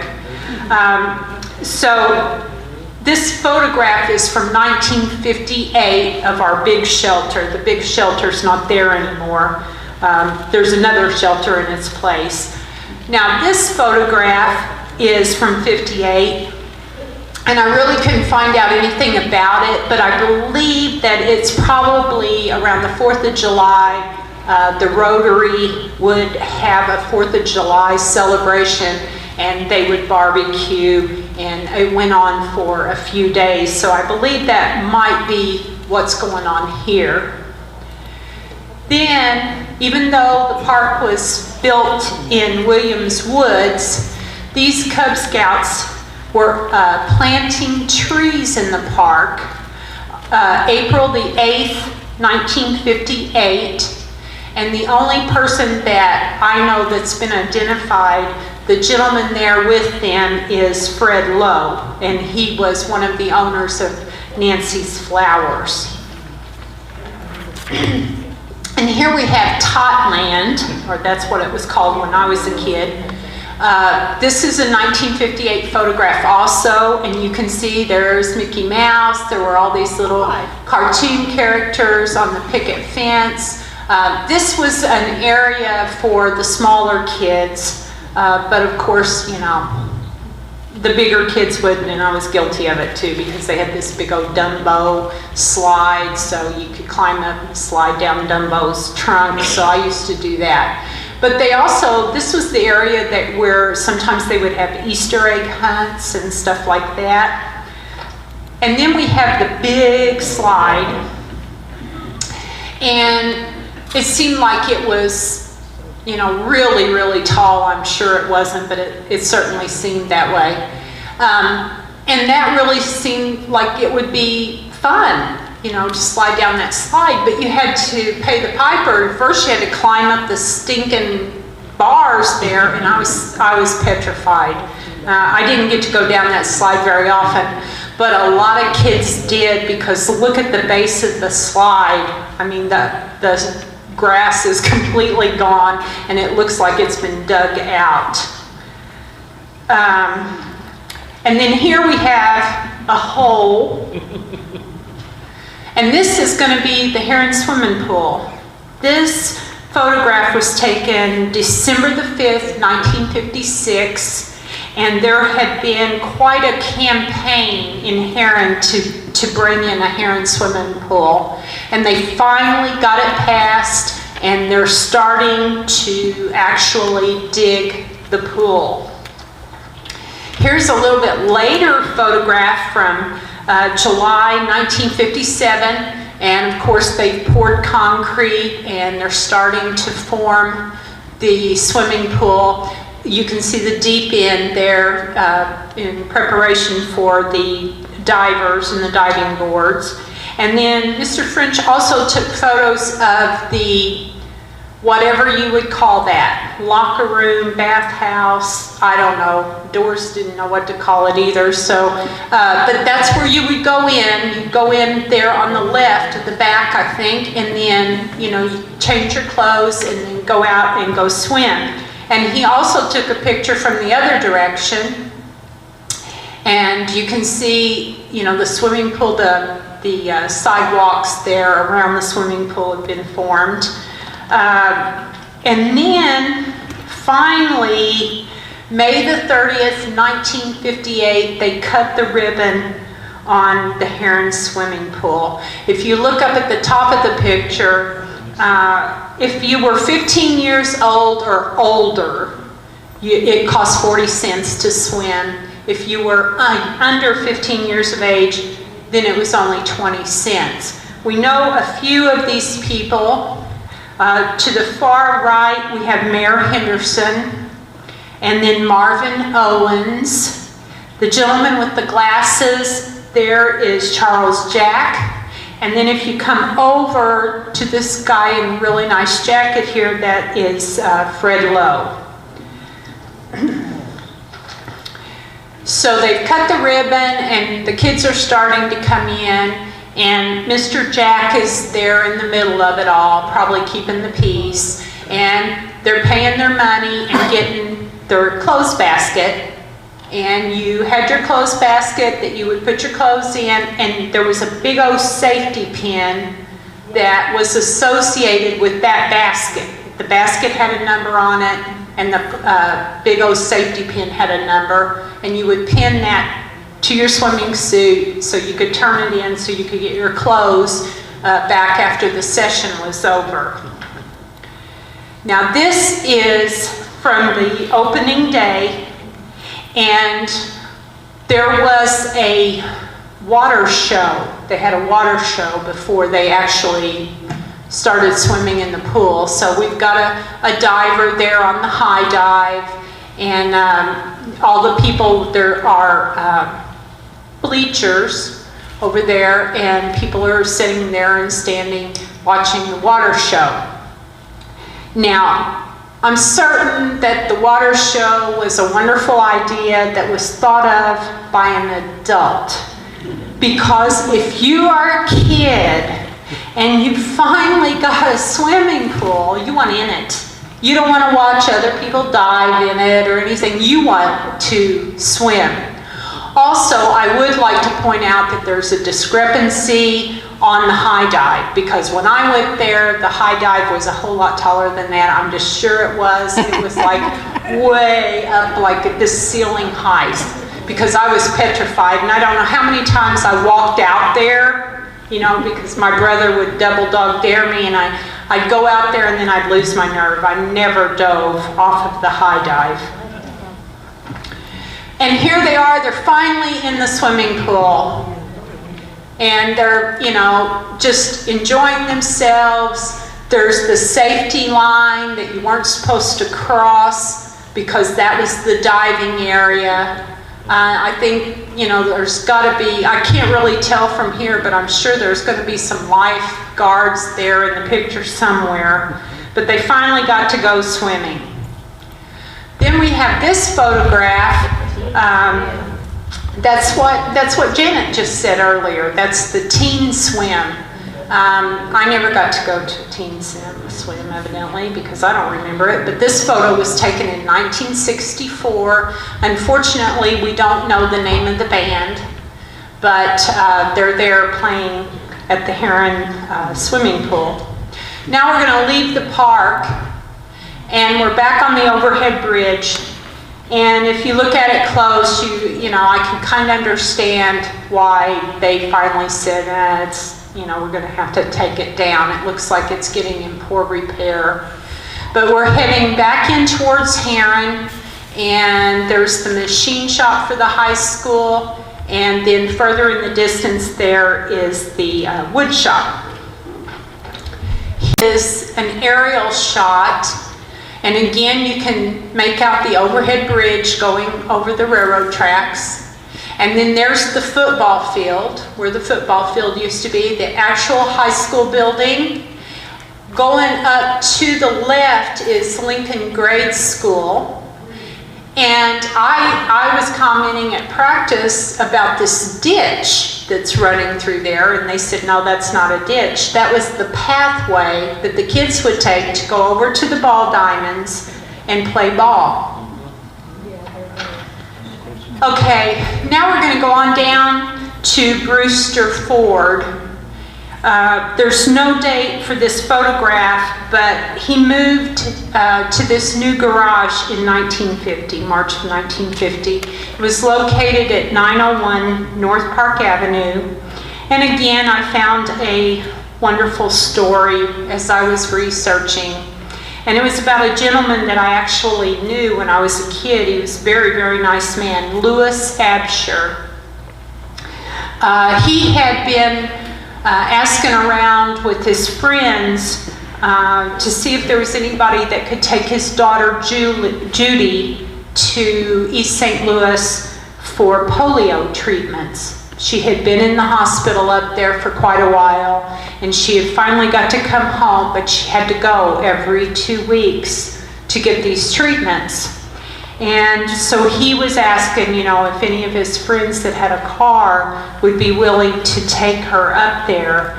And in one of those really, really make you feel good things, and this is probably one of the things that really made Mr. Brewster feel good, because he gave a brand new car away when they moved to this garage, and Mr. Absher won it. So he was able to take his daughter up to East St. Louis for her polio treatments. Now here's a picture of Brewster's 30th anniversary dinner. And that was January the 29th, 1965, and it was held at the Illinois Cafe. Mr. Goodwin helped me identify some of these folks. Coming from the left, the first guy there is Paul Zipper McWarther. I know that's not how you say it. And then Walter Williamson, And he told me, he said, this guy here shaking Mr. Brewster's hand, he said, that looks an awful lot like J.B. Walker. And then Mr. Brewster, Clyde Brewster, and we've got Winnie Mazer, and the guy winking at the photographer is Joe Blackbird Van Sage, and behind him was Humbert, I said it wrong in the 1 o'clock show, it was Humbert Dedemazy, Marilyn's father, and then Harry Ringo. Okay, now, this is an area in Herrin that everybody knows. This photograph was taken March the 22nd, 1955, and we have the Craven's feed store, and across the street is S.O. Lindsay. Now, I thought S.O. Lindsay was strictly a moving company, but there's a gas station standard sign, it looks like, from here, and gas pumps. So I guess it was also a gas station. And then, of course, across the street we have the Craven's feed mill.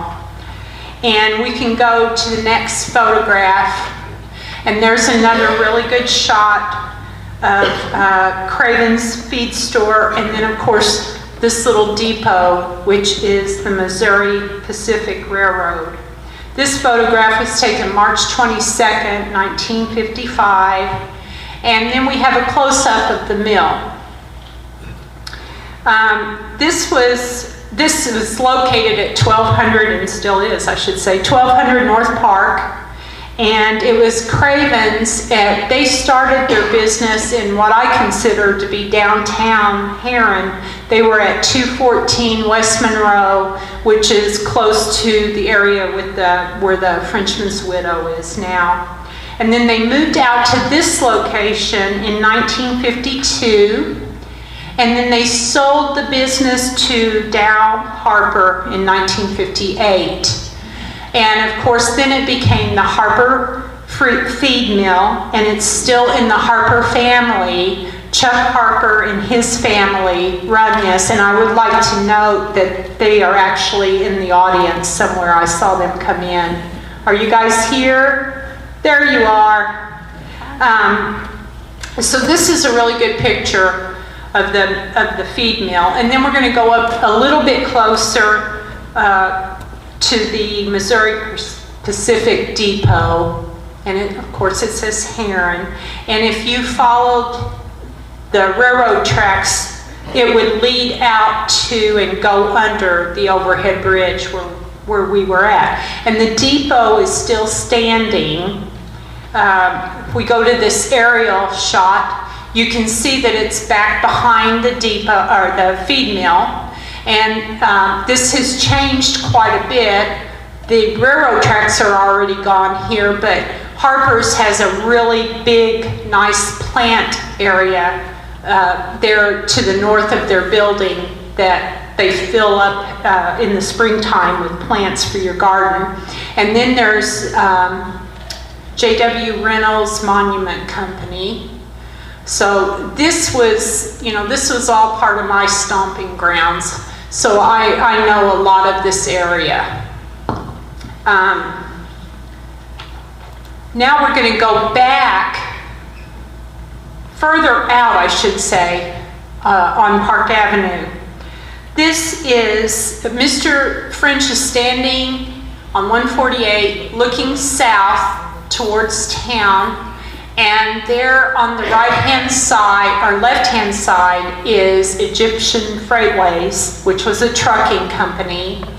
And I grew up just 2 blocks over. They're at 1500 North Park, and we were at 1500 North 13th. There is a street there just in front of that car that's Webster Street. And then the little building there was actually an old neighborhood grocery store. And we can switch to the next slide, and that's a little bit closer there. My parents and my brothers and sister called the store Lars Store. And So that's what I always thought was the name of it. But when I tried to research this, I found out why they called it Lahr's Store, because it was owned by a lady named Laura Dashkevich. And I know I'm not getting that right. So they just shortened it to Lahr's Store. And this lady that had this store, whenever a child was born in the neighborhood, she would give the parents a silver dollar to keep for the child to kind of mark the year of their birth. And each one of my brothers and sisters and I each received one, and of course I still have mine. Also, on further is Murray's Body Shop, which is still there. Now, this is the Marlowe Drive-In at 1716 North Park Avenue. And it was Marlowe's, and then it closed in 63 and reopened in 64 as the Riviera. And it had a playland up by the screen where you could go up and the kids could play until it was time for the show. And then Mr. French took an aerial shot, and you can see how big that drive-in was. I mean, that's quite a bit of land there. Of course, it's gone now, and there's houses all in that area. So we've lost that drive-in. Well, it went before the Egyptian, of course, but that's the Riviera. Now we're going to go back up to that intersection, and Mr. French is looking south, and it's Herrin Street at 148. And then we're going to go out on the Herrin Culp Road.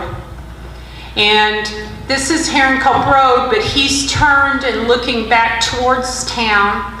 This is another one of those things I've completely forgotten about. On the left is a Bank of Herrin billboard, and then the railroad crossing. And then on the right was a junkyard. And it was a pretty good sized junkyard. And of course now that's all been cleaned up, and there's apartment buildings. Okay, so now we're going to go back up to the intersection, and on the west side of Park Avenue we have Pate's Roofing and Siding Company, which was at 815 North Park Avenue. And then just to the north in the same building was the School of Judo. So you could learn how to do judo right here in Herrin, Illinois. This photograph is from March the 8th, 1963. The Sinclair sign is actually for Brewster's. That's the Brewster area right there. Now, getting on back towards town, this is Hayes Chevrolet's used car lot, which was across the street from their dealership. The Herrin Tire Mart, I believe, has probably been bought out by Hayes because there's cars sitting in front. In some of the other photographs that I saw, they had tires out there. So I believe probably Hayes had bought this out. This photograph is from March 1965. And then here's the New Era Dairy. A lot of the baby boomers remember New Era Dairy. It was owned by owned by Bob Brewer. In the 1962 Herrin Directory, the business is described as New Era Drive-In Restaurant and Dairy. And if we go to the next slide, we'll get a peek inside the interior of New Era. This was found, I found this in a yearbook, and Dan scanned it for me so I could use it in the slideshow. So it's not the quality as all the other pictures, but I wanted you to be able to see the milk truck there. There's a mural painted on the wall, and that was there for a long time as the businesses would change in that building. In 1967, the business that was there was called Moo and Cackle, and they boasted that they had 40 seats, and they had a tiger room for Herrin High School students when they were on their lunch, or they could go there after a football or basketball game and hang out in their special room just for Tiger fans, I guess, high school Tiger fans. But you've got to know that actually it was just to get all those teenagers back in a room, close the door, and it can be as loud as they want to be in there. Now we're at Mazzot Pontiac, and it was at 307 North Park, owned by Charles Mazzot. This building later became the Blankenship Building. This particular photograph was taken August the 6th, 1958. And also I'd like to point out on the right is an AMP grocery store. And then here's what it looks like today. So this building is still standing. I know that we've lost a lot of buildings, and it's sad that we have, but we still have a lot of our old buildings still with us. We just don't notice that they're there unless someone gets ready to tear them down or something. But this one is still there, and I believe it's vacant right now. Then we're going to go over onto North 16th Street to Bodino Buick. And look at the car. This photograph was taken April 22nd, 1949. But my absolute favorite part is there in the doorway is Mr. French. His reflection is in the doorway. And I wonder if he caught it, at the time or not, but he photobombed himself, and I love that. This is now the KC Hall there on 16th Street. And here's another shot of the building from a different angle. And it kind of seems like an odd place really for a car dealership because there's not much room. But they've got, all these cars lined up there on the side, and I guess they probably had some in the back. This is from May the 25th, 1965. And then we're going to take one more look. This is his used car lot at 301 North 16th.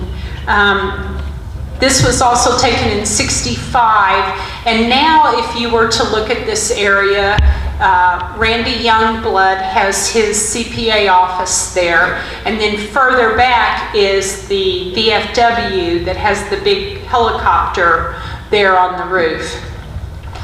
Go back up to Park Avenue to another one of his wonderful shots that he's taken. He's looking south on Park Avenue, and over to the left is Gilbert Drugstore, and you'll see the Dottie and Woolworth and such. But I found out during practice that Dr. Tidwell, who I loved, and also they said Dr. Gladson would write prescriptions whenever a little kid came in and had to get a shot. After the shot, he would write out a prescription for an ice cream cone to take the prescription down to Gilbert's, and they would fill it and give him an ice cream cone. And this is just a little bit further in so you can see all the different businesses. There's the Bank of Herrin, of course. Then we would have had Zwick's. Marlin Furniture is there. Further down that tall building is Walker's. You can go across to see where the crossing lights are for the railroad track. And then coming back down, there's, I can see Rexall from here, Julius's Bargain Barn. Then you come over to the old European hotel building. And so this gives us a good look at what Herrin looked like at that time. The next picture, Mr. Boren, is the Young Modern shop, which my mother always called the baby shop. This is at their grand opening, September the 15th, 1960, and they were located at 207 North Park. Now we're going to go to the old European hotel building, and December the 6th, 1956, First Federal was in that front part of the building there. And they boasted, they had a neon sign that came out from the building, and then below it, also in neon, was they advertised that they paid 2.5% interest on savings accounts. And sure wish they paid that today, because we're not getting anything near that. Also, just to make a note about First Federal, in 1949, they were over in the Limar building. And then they moved over here to this location in 55. And then they built the new building at 318 South Park in 68. And they moved out there December 22nd, 1968. And then they had a fire that very day. The very day, their very first day. So then they had to take all of their stuff, move it back to the European building, while all that fire, it wasn't a huge fire, thank goodness, but they all had to be cleaned up. And then they finally got to move into their new building March of 1969. Did a zoom on this because this is Gebhardt's. And I don't know how many of you remember Gebhardt's. They were at 203 North Park, and they sold light hardware and motorist supplies. I also know that they sold bicycles, because I went to Western Auto, and then I went to Gebhardt's and Western Auto until I could decide which bike I wanted to buy. Then to the right is the Blue Front, and again, you want some Chili Mac. They were known for their Chili Mac.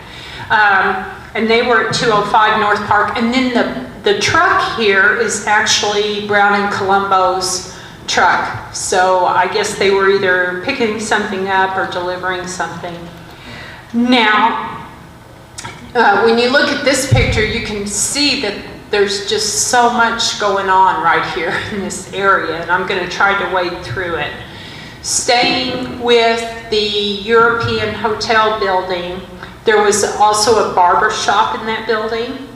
A real estate company was there called Egyptian, real estate and insurance company, sorry, called Egyptian Insurance Company at 105. And then we have Maroney Drugs at 109. And then Club Legionnaire, which was the American Legion Post 645, and that was at 115 West Monroe. Then we have Hotel Herrin, and also Herrin Coffee Shop, which was located inside the hotel.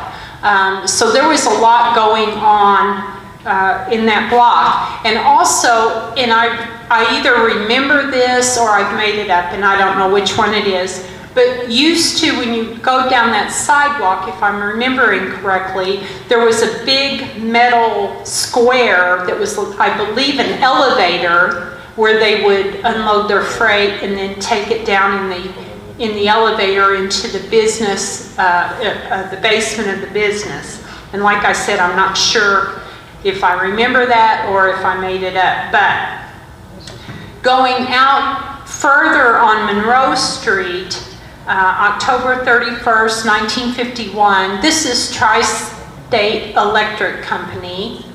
And it was at 301 West Monroe. And you can see their little truck out there and everything. And this was managed by Jim Dollins Sr. If you go to the next slide, you can see the front of the building. And I also would like to point out, this is directly across the street from St. Mary's, The last time I remember noticing the building, someone had painted it blue. I mean, really blue. But this is their display window at the time. Now we're going to go over on 17th Street, 215 North 17th Street. And this photograph was taken March 27, 1958, and it's, of course, Collard's Heating and Air Conditioning and Tin Shop, and it was owned by Ora Collard. I think that's a really neat looking truck, and I said if we had that, then we could have, like a mobile library, and you guys could call in and we'd deliver your books to you. I could drive. It'd be great. Mr. Collard evidently had a good sense of humor, because here's his truck, and then he has built this giant Tin Man and mounted it on the front of the truck. I think that this was for a parade. I mean, I would hope so. Because there is a speaker up on top, and then there's fabric draped and stuff. So I think he probably made this specifically for a parade. This was dated 1941, by the way. And then we have another parade item. This float is by the Carpenters Local number 581 Herrin, and I know that because there's a sign that tells us. But we don't have a date for it. I think it was probably for a Labor Day parade, because Labor Day was a really big deal. As a matter of fact, they would build a viewing stand in front of the City Hall. And believe it or not, the mayors from, of course, Herrin, I mean, he's got to come because he's the Herrin mayor, but also Murfreesboro, Carbondale, West Frankfort, Marion, Johnson City, Ziegler, Benton, Cesar, and Christopher. All those mayors would come, and they would get up on the viewing stand, and then they would judge the floats as they went by. And I bet you this had a place, probably like first place, I would think. And also during Labor Day celebration, they had a dance and speeches, of course, and then bands and a carnival at the park and dinners. Now, Cookie Goodwin was here during practice, and she told me that she thought that this little house had actually been placed at John Marlowe's. He lived behind what is now Huck's, and she thought that this was placed in his backyard as a playhouse for his daughter. Okay, now we're at Jack Snyder's. I was really nearly finished with making the decision on, what photographs, which is very difficult, by the way, to actually pick and choose, because I wanted all of them. But I was nearly finished when Becky called and she said, I found some neat pictures. You might want to come down and, just have a look. Well, when I saw this one, I thought, well, I've gotta have Jack Snyder in the slideshow. So I put him in, and this is when he had a business at 321 North 18th Street.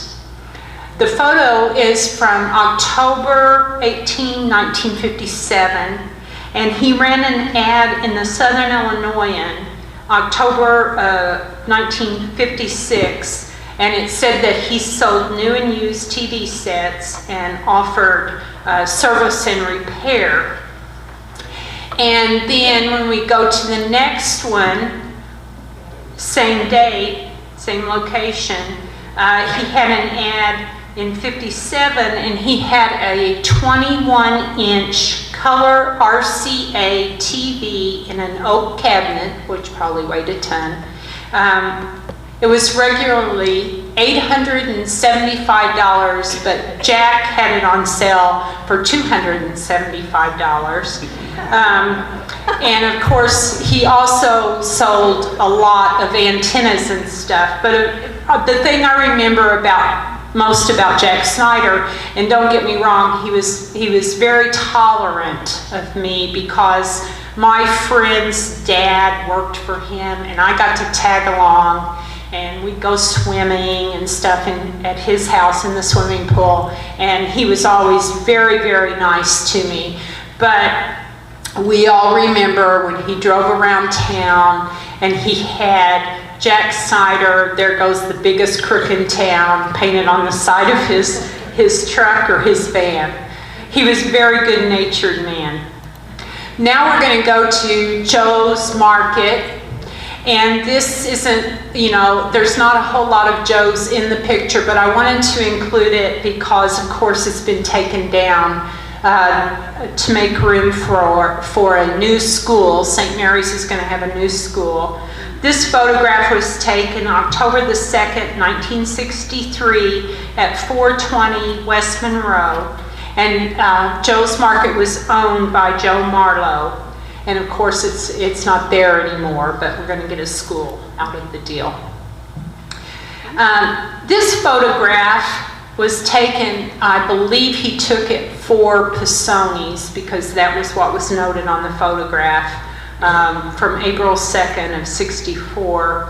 But I recognized the name on the side of the building, Nascotti Shoe Repair at 613 West Monroe, and it was owned by Mario Nascotti, and he came to America in 1930 from Italy. And when he lived in Italy, he had learned a shoe cobbler's trade. He could repair shoes, he could make shoes from nothing, and he came to Herrin and he ran his business out of his home at 217 South 21st Street until the business grew so much that he moved then to this location. Now we're going to go back up closer to Park Avenue on Monroe. This is the Sportsman's Bar, and then to the right, to my other right, to the left is the Liberty Hotel at 114 West Monroe. This was taken March 16, 1956, and it was to be home to Herrin Security Bank. Herrin Security opened in 1957, and that's the little Herrin Security Bank and the great big Liberty Hotel there. This photograph is from August 4th of 57. And then we've got one from December of 57, and this is the drive-up facility at that time. Of course, now they have them, there's 8 different canisters and all kinds of stuff. They've got a big drive-up. But at this time, it was just a single lane, and that was their drive-up facility. Now we're inside Herrin Security, and I might point out that they're paying 3% on their savings accounts. This photo is from August 21st, 1957. The vault is not where the money was. That's where the lock boxes were kept. I haven't been in the bank in a long time. I worked at Herrin Security for 5 years, and one of my greatest embarrassments, and I already told this at the 1 o'clock, I went to get in my lockbox, and I came out of the vault with my lockbox, and we wore shoes that were way too tall back then, because I needed to be taller, yeah. Well, I tripped over my own feet, and the lockbox at that time, my husband and I had some coins that we had saved, bicentennial quarters and stuff like that. And I tripped and fell in the middle of the lobby, and the lockbox hit the floor, and the coins went all over, and I was very, very embarrassed. So I got rid of all of the coins, so I would never have to worry about that again. And that was one of my embarrassing times, and probably one of the most entertained the tellers in the lobby had ever been in the bank. This is the lobby, of course, on the customer side. And the photo was taken November the 2nd, 1961. And then we've got a picture of their drive up. And if you look past the lady with the big smile, you'll see Four Corners Restaurant and also the Barras building, which is now Frenchman's Widow. When I worked at Herrin Security, I worked drive up. And we would just sit there. We were entertained all day because we had the Hollywood Tavern and we had Barras, and you never knew what was going to go on. So we just watched. And then every once in a while, Joyce Lawrence, who was our boss, would come through when we were all lined up. And she would tell us, you're lined up like crows on a fence, and if you get called to court to testify on the 3rd of the month, I will not be happy. And evidently that had happened one time. Something had went on, and all those tellers got called to court on the 3rd of the month. So we had to back off. They did a renovation on Herrin Security. They announced it in '66 and they finished it in '68. And that was when this photograph was taken. And of course it's changed drastically since then. But this was right after that renovation. Now we're going to go back up on Park Avenue. And first of all, I'd like to point out that we've got this old Herrin police car here. And the soldiers, behind the soldiers is the Doughboy. And then there's the bank building. And this was a parade from May 14th, 1951, and it was the official opening day for the Clean Up, Fix Up, Paint Up campaign sponsored by City of Herrin and the Southern Illinoisan. And when we go to the next slide, the first vehicle there, the truck, is the Herrin Street and Alley Department, and they have the GE disposal there noted on their sign. And the reason that's listed on there is because GE was having a campaign, I guess you would say, and all the folks in Herrin could, they offered them an opportunity to own a new GE disposal completely installed for just $99.50, and you could pay $9.95 down and make payments. And the Southern Illinoisan would donate $5 to any community organization for each of the disposals that they could sell. And the grand prize that they offered was a new GE refrigerator, and that would go to whatever organization sold the most GE disposals. Also, sorry Doris, can you go back?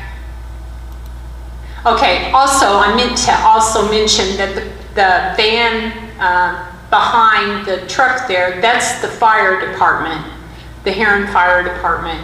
I don't know exactly why they've got a boat on there, but then further back were the pretty ladies in the convertibles and such. Now we can go to the next one. And the reason this is on here is because I wanted to show you the front of Rexall. At the time, Rexall was located on the west side of Park Avenue, and it was behind Zwick's men's store there on the corner. Then was Rexall. And now we've got Western Autos over here on the west side of Park Avenue, and then Zwick's Shoes. This was Rexall was at 107 North Park, and this was what it looked like when they had their grand opening, which is on the next slide. This is during their grand opening, which was March the 10th, 1951. And they had a lot of merchandise crammed into this small area. Just a few things that I noticed was mouthwash, makeup, baby bottle brushes, perfume, watches, and of course prescriptions. They also had a lunch counter. It's not real big, but they've got a lunch counter. Also, you might have noticed in the other photograph and also in this one that there's floral arrangements around the store, and I thought they sold floral arrangements, but the ladies that were here during practice said no, during the day that was customary for businesses to send flowers to a new business on their grand opening to wish them good luck.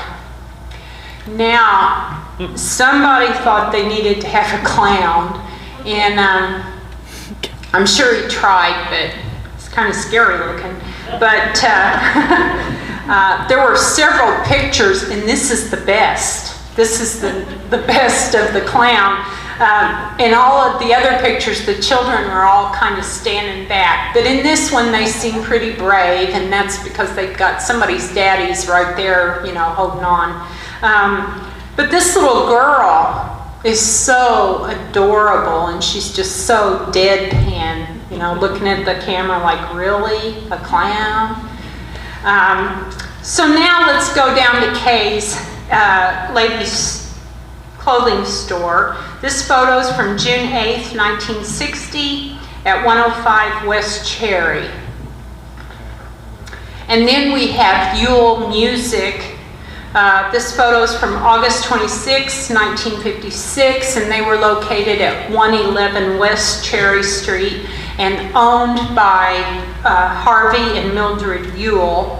They also had a radio and television sales and service, and this is now the location of Egypt Trophy. December the 22nd, 1955, which is the same year as the Annex fire. The Annex fire was in July, this is in December. Fire broke out in the rector's department store. And of course, like I told you, after the Annex fire, the city bought a ladder truck, and there it is. And then I read this interesting little tidbit about this fire, that there was this guy, I guess there was a fire so he came to look at it, I don't know. He was from Harrisburg, and he decided he was going to help the firemen. So what does he do? He gets on the ladder, and he starts climbing up the ladder, and there was a fireman already to the top of the ladder, and his name was John Aldani. And Mr. Aldani is trying to talk to this guy from Harrisburg and tell him to get off of the ladder, because the ladder was only built to support one person, and if he would have went up further, they could have actually tipped the ladder over. So they got the guy down off of the ladder, talked him down. As soon as they got him down, they took him to jail. And I mean, zero tolerance on getting on the ladder. And so they took him to jail, and the justice of the peace found him guilty of drunk and disorderly. And he was fined $35.40, and they sent him back to Harrisburg. Now, here's a sad photograph of the fire. The fire started at Rector's, went through the firewall into Yule Music, and then on to San's clothing store. As you can see in this picture, Rector's just collapsed. And then we can go here, you can see this picture. This is a Yule Music store. One of the articles that I read said that Mr. Yule was there at the fire, and he suffered a heart attack, and they took him to the Herrin hospital and treated him, and then he was released. The heat from the fire was so great that it broke out windows in the Liberty Hotel, which is to the north and across the alley.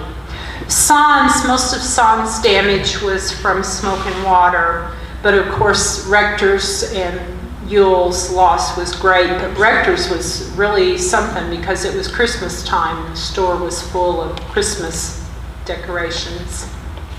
This building was vacant at the time of the fire, but it sat next to Rector's. This is, of course, after they cleaned up the debris from the fire.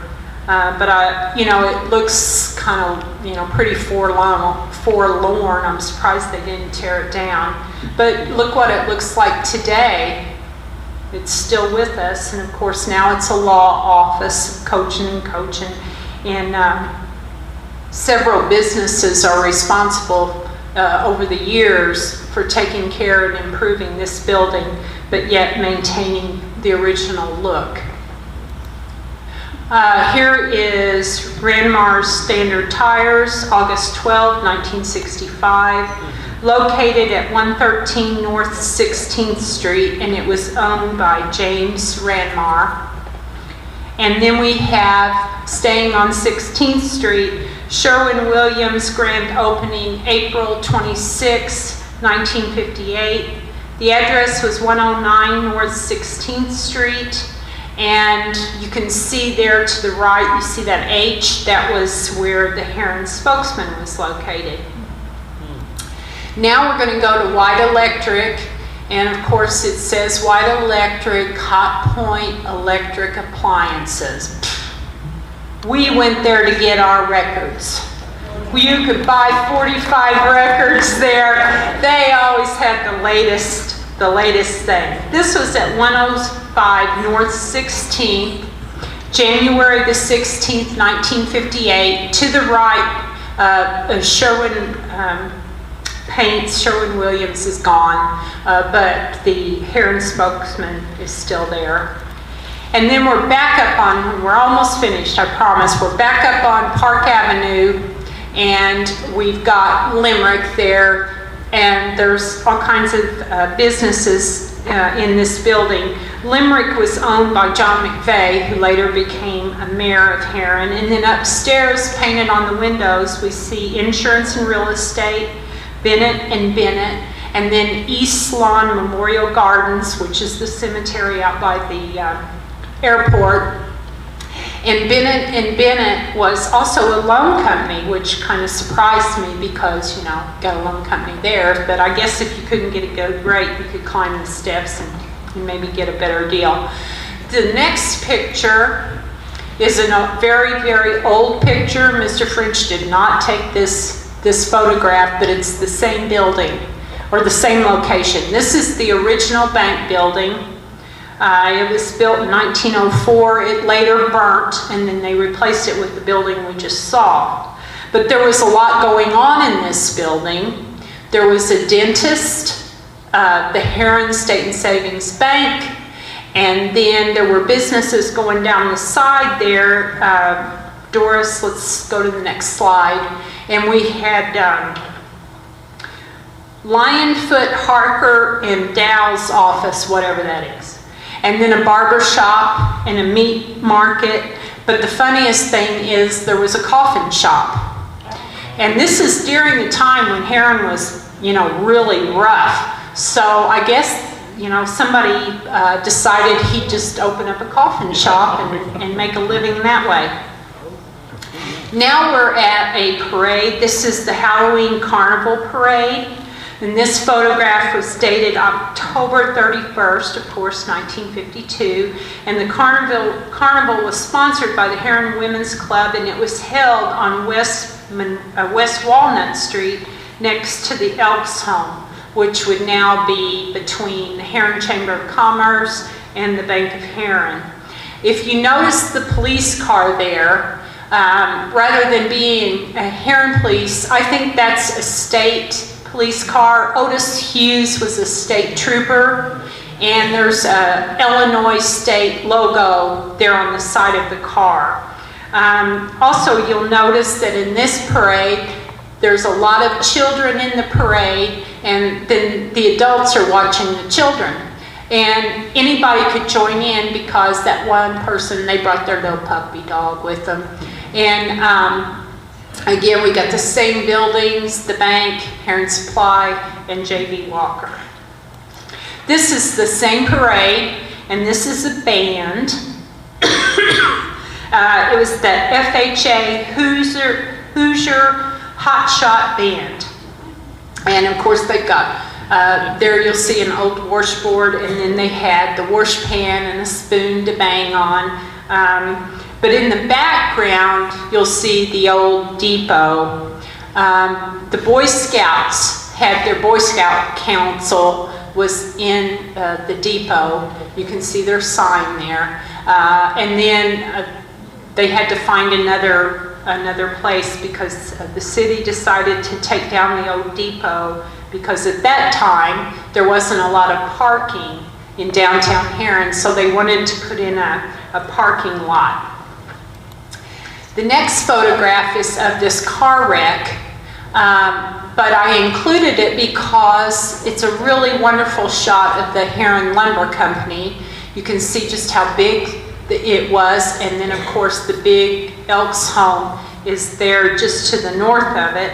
Herrin Lumber was at 109 South Park, and it was managed by Bill Jack. And then here's the Bank of Herrin. This is what the building looked like when it was brand new, and they moved into it in 1966 at 101 South Park. And of course, there's the great big old clock, but now no one has a clock like that. Everything's digital. And then Bank of Herrin held a appreciation tea for all of the Herrin school teachers. All the teachers from St. Mary's and the Herrin schools were all asked to come for this appreciation, which was held September the 26th, 1967.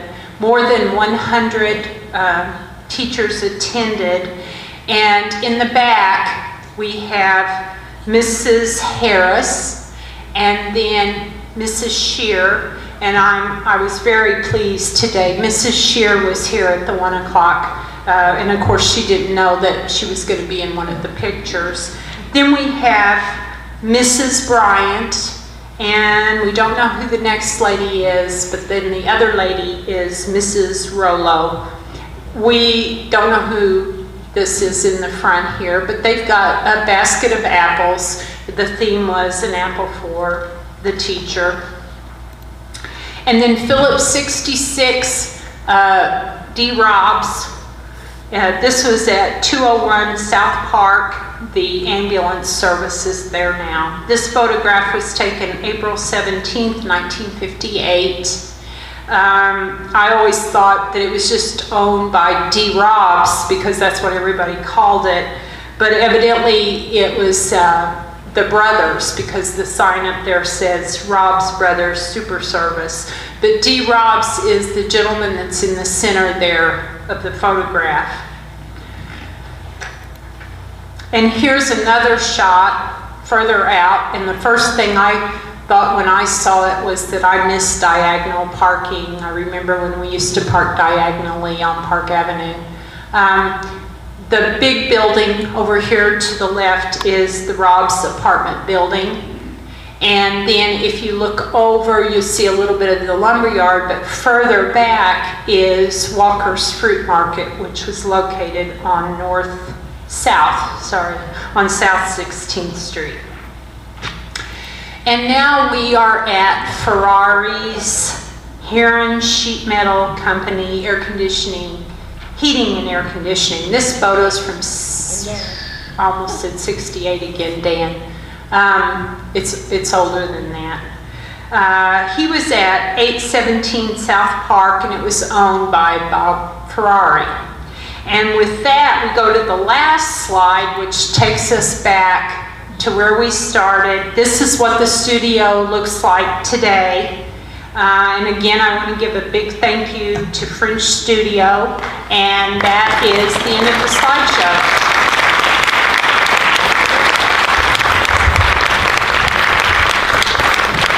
Okay, don't forget, We've got CDs out there for 15, and I'm going to take out the donation.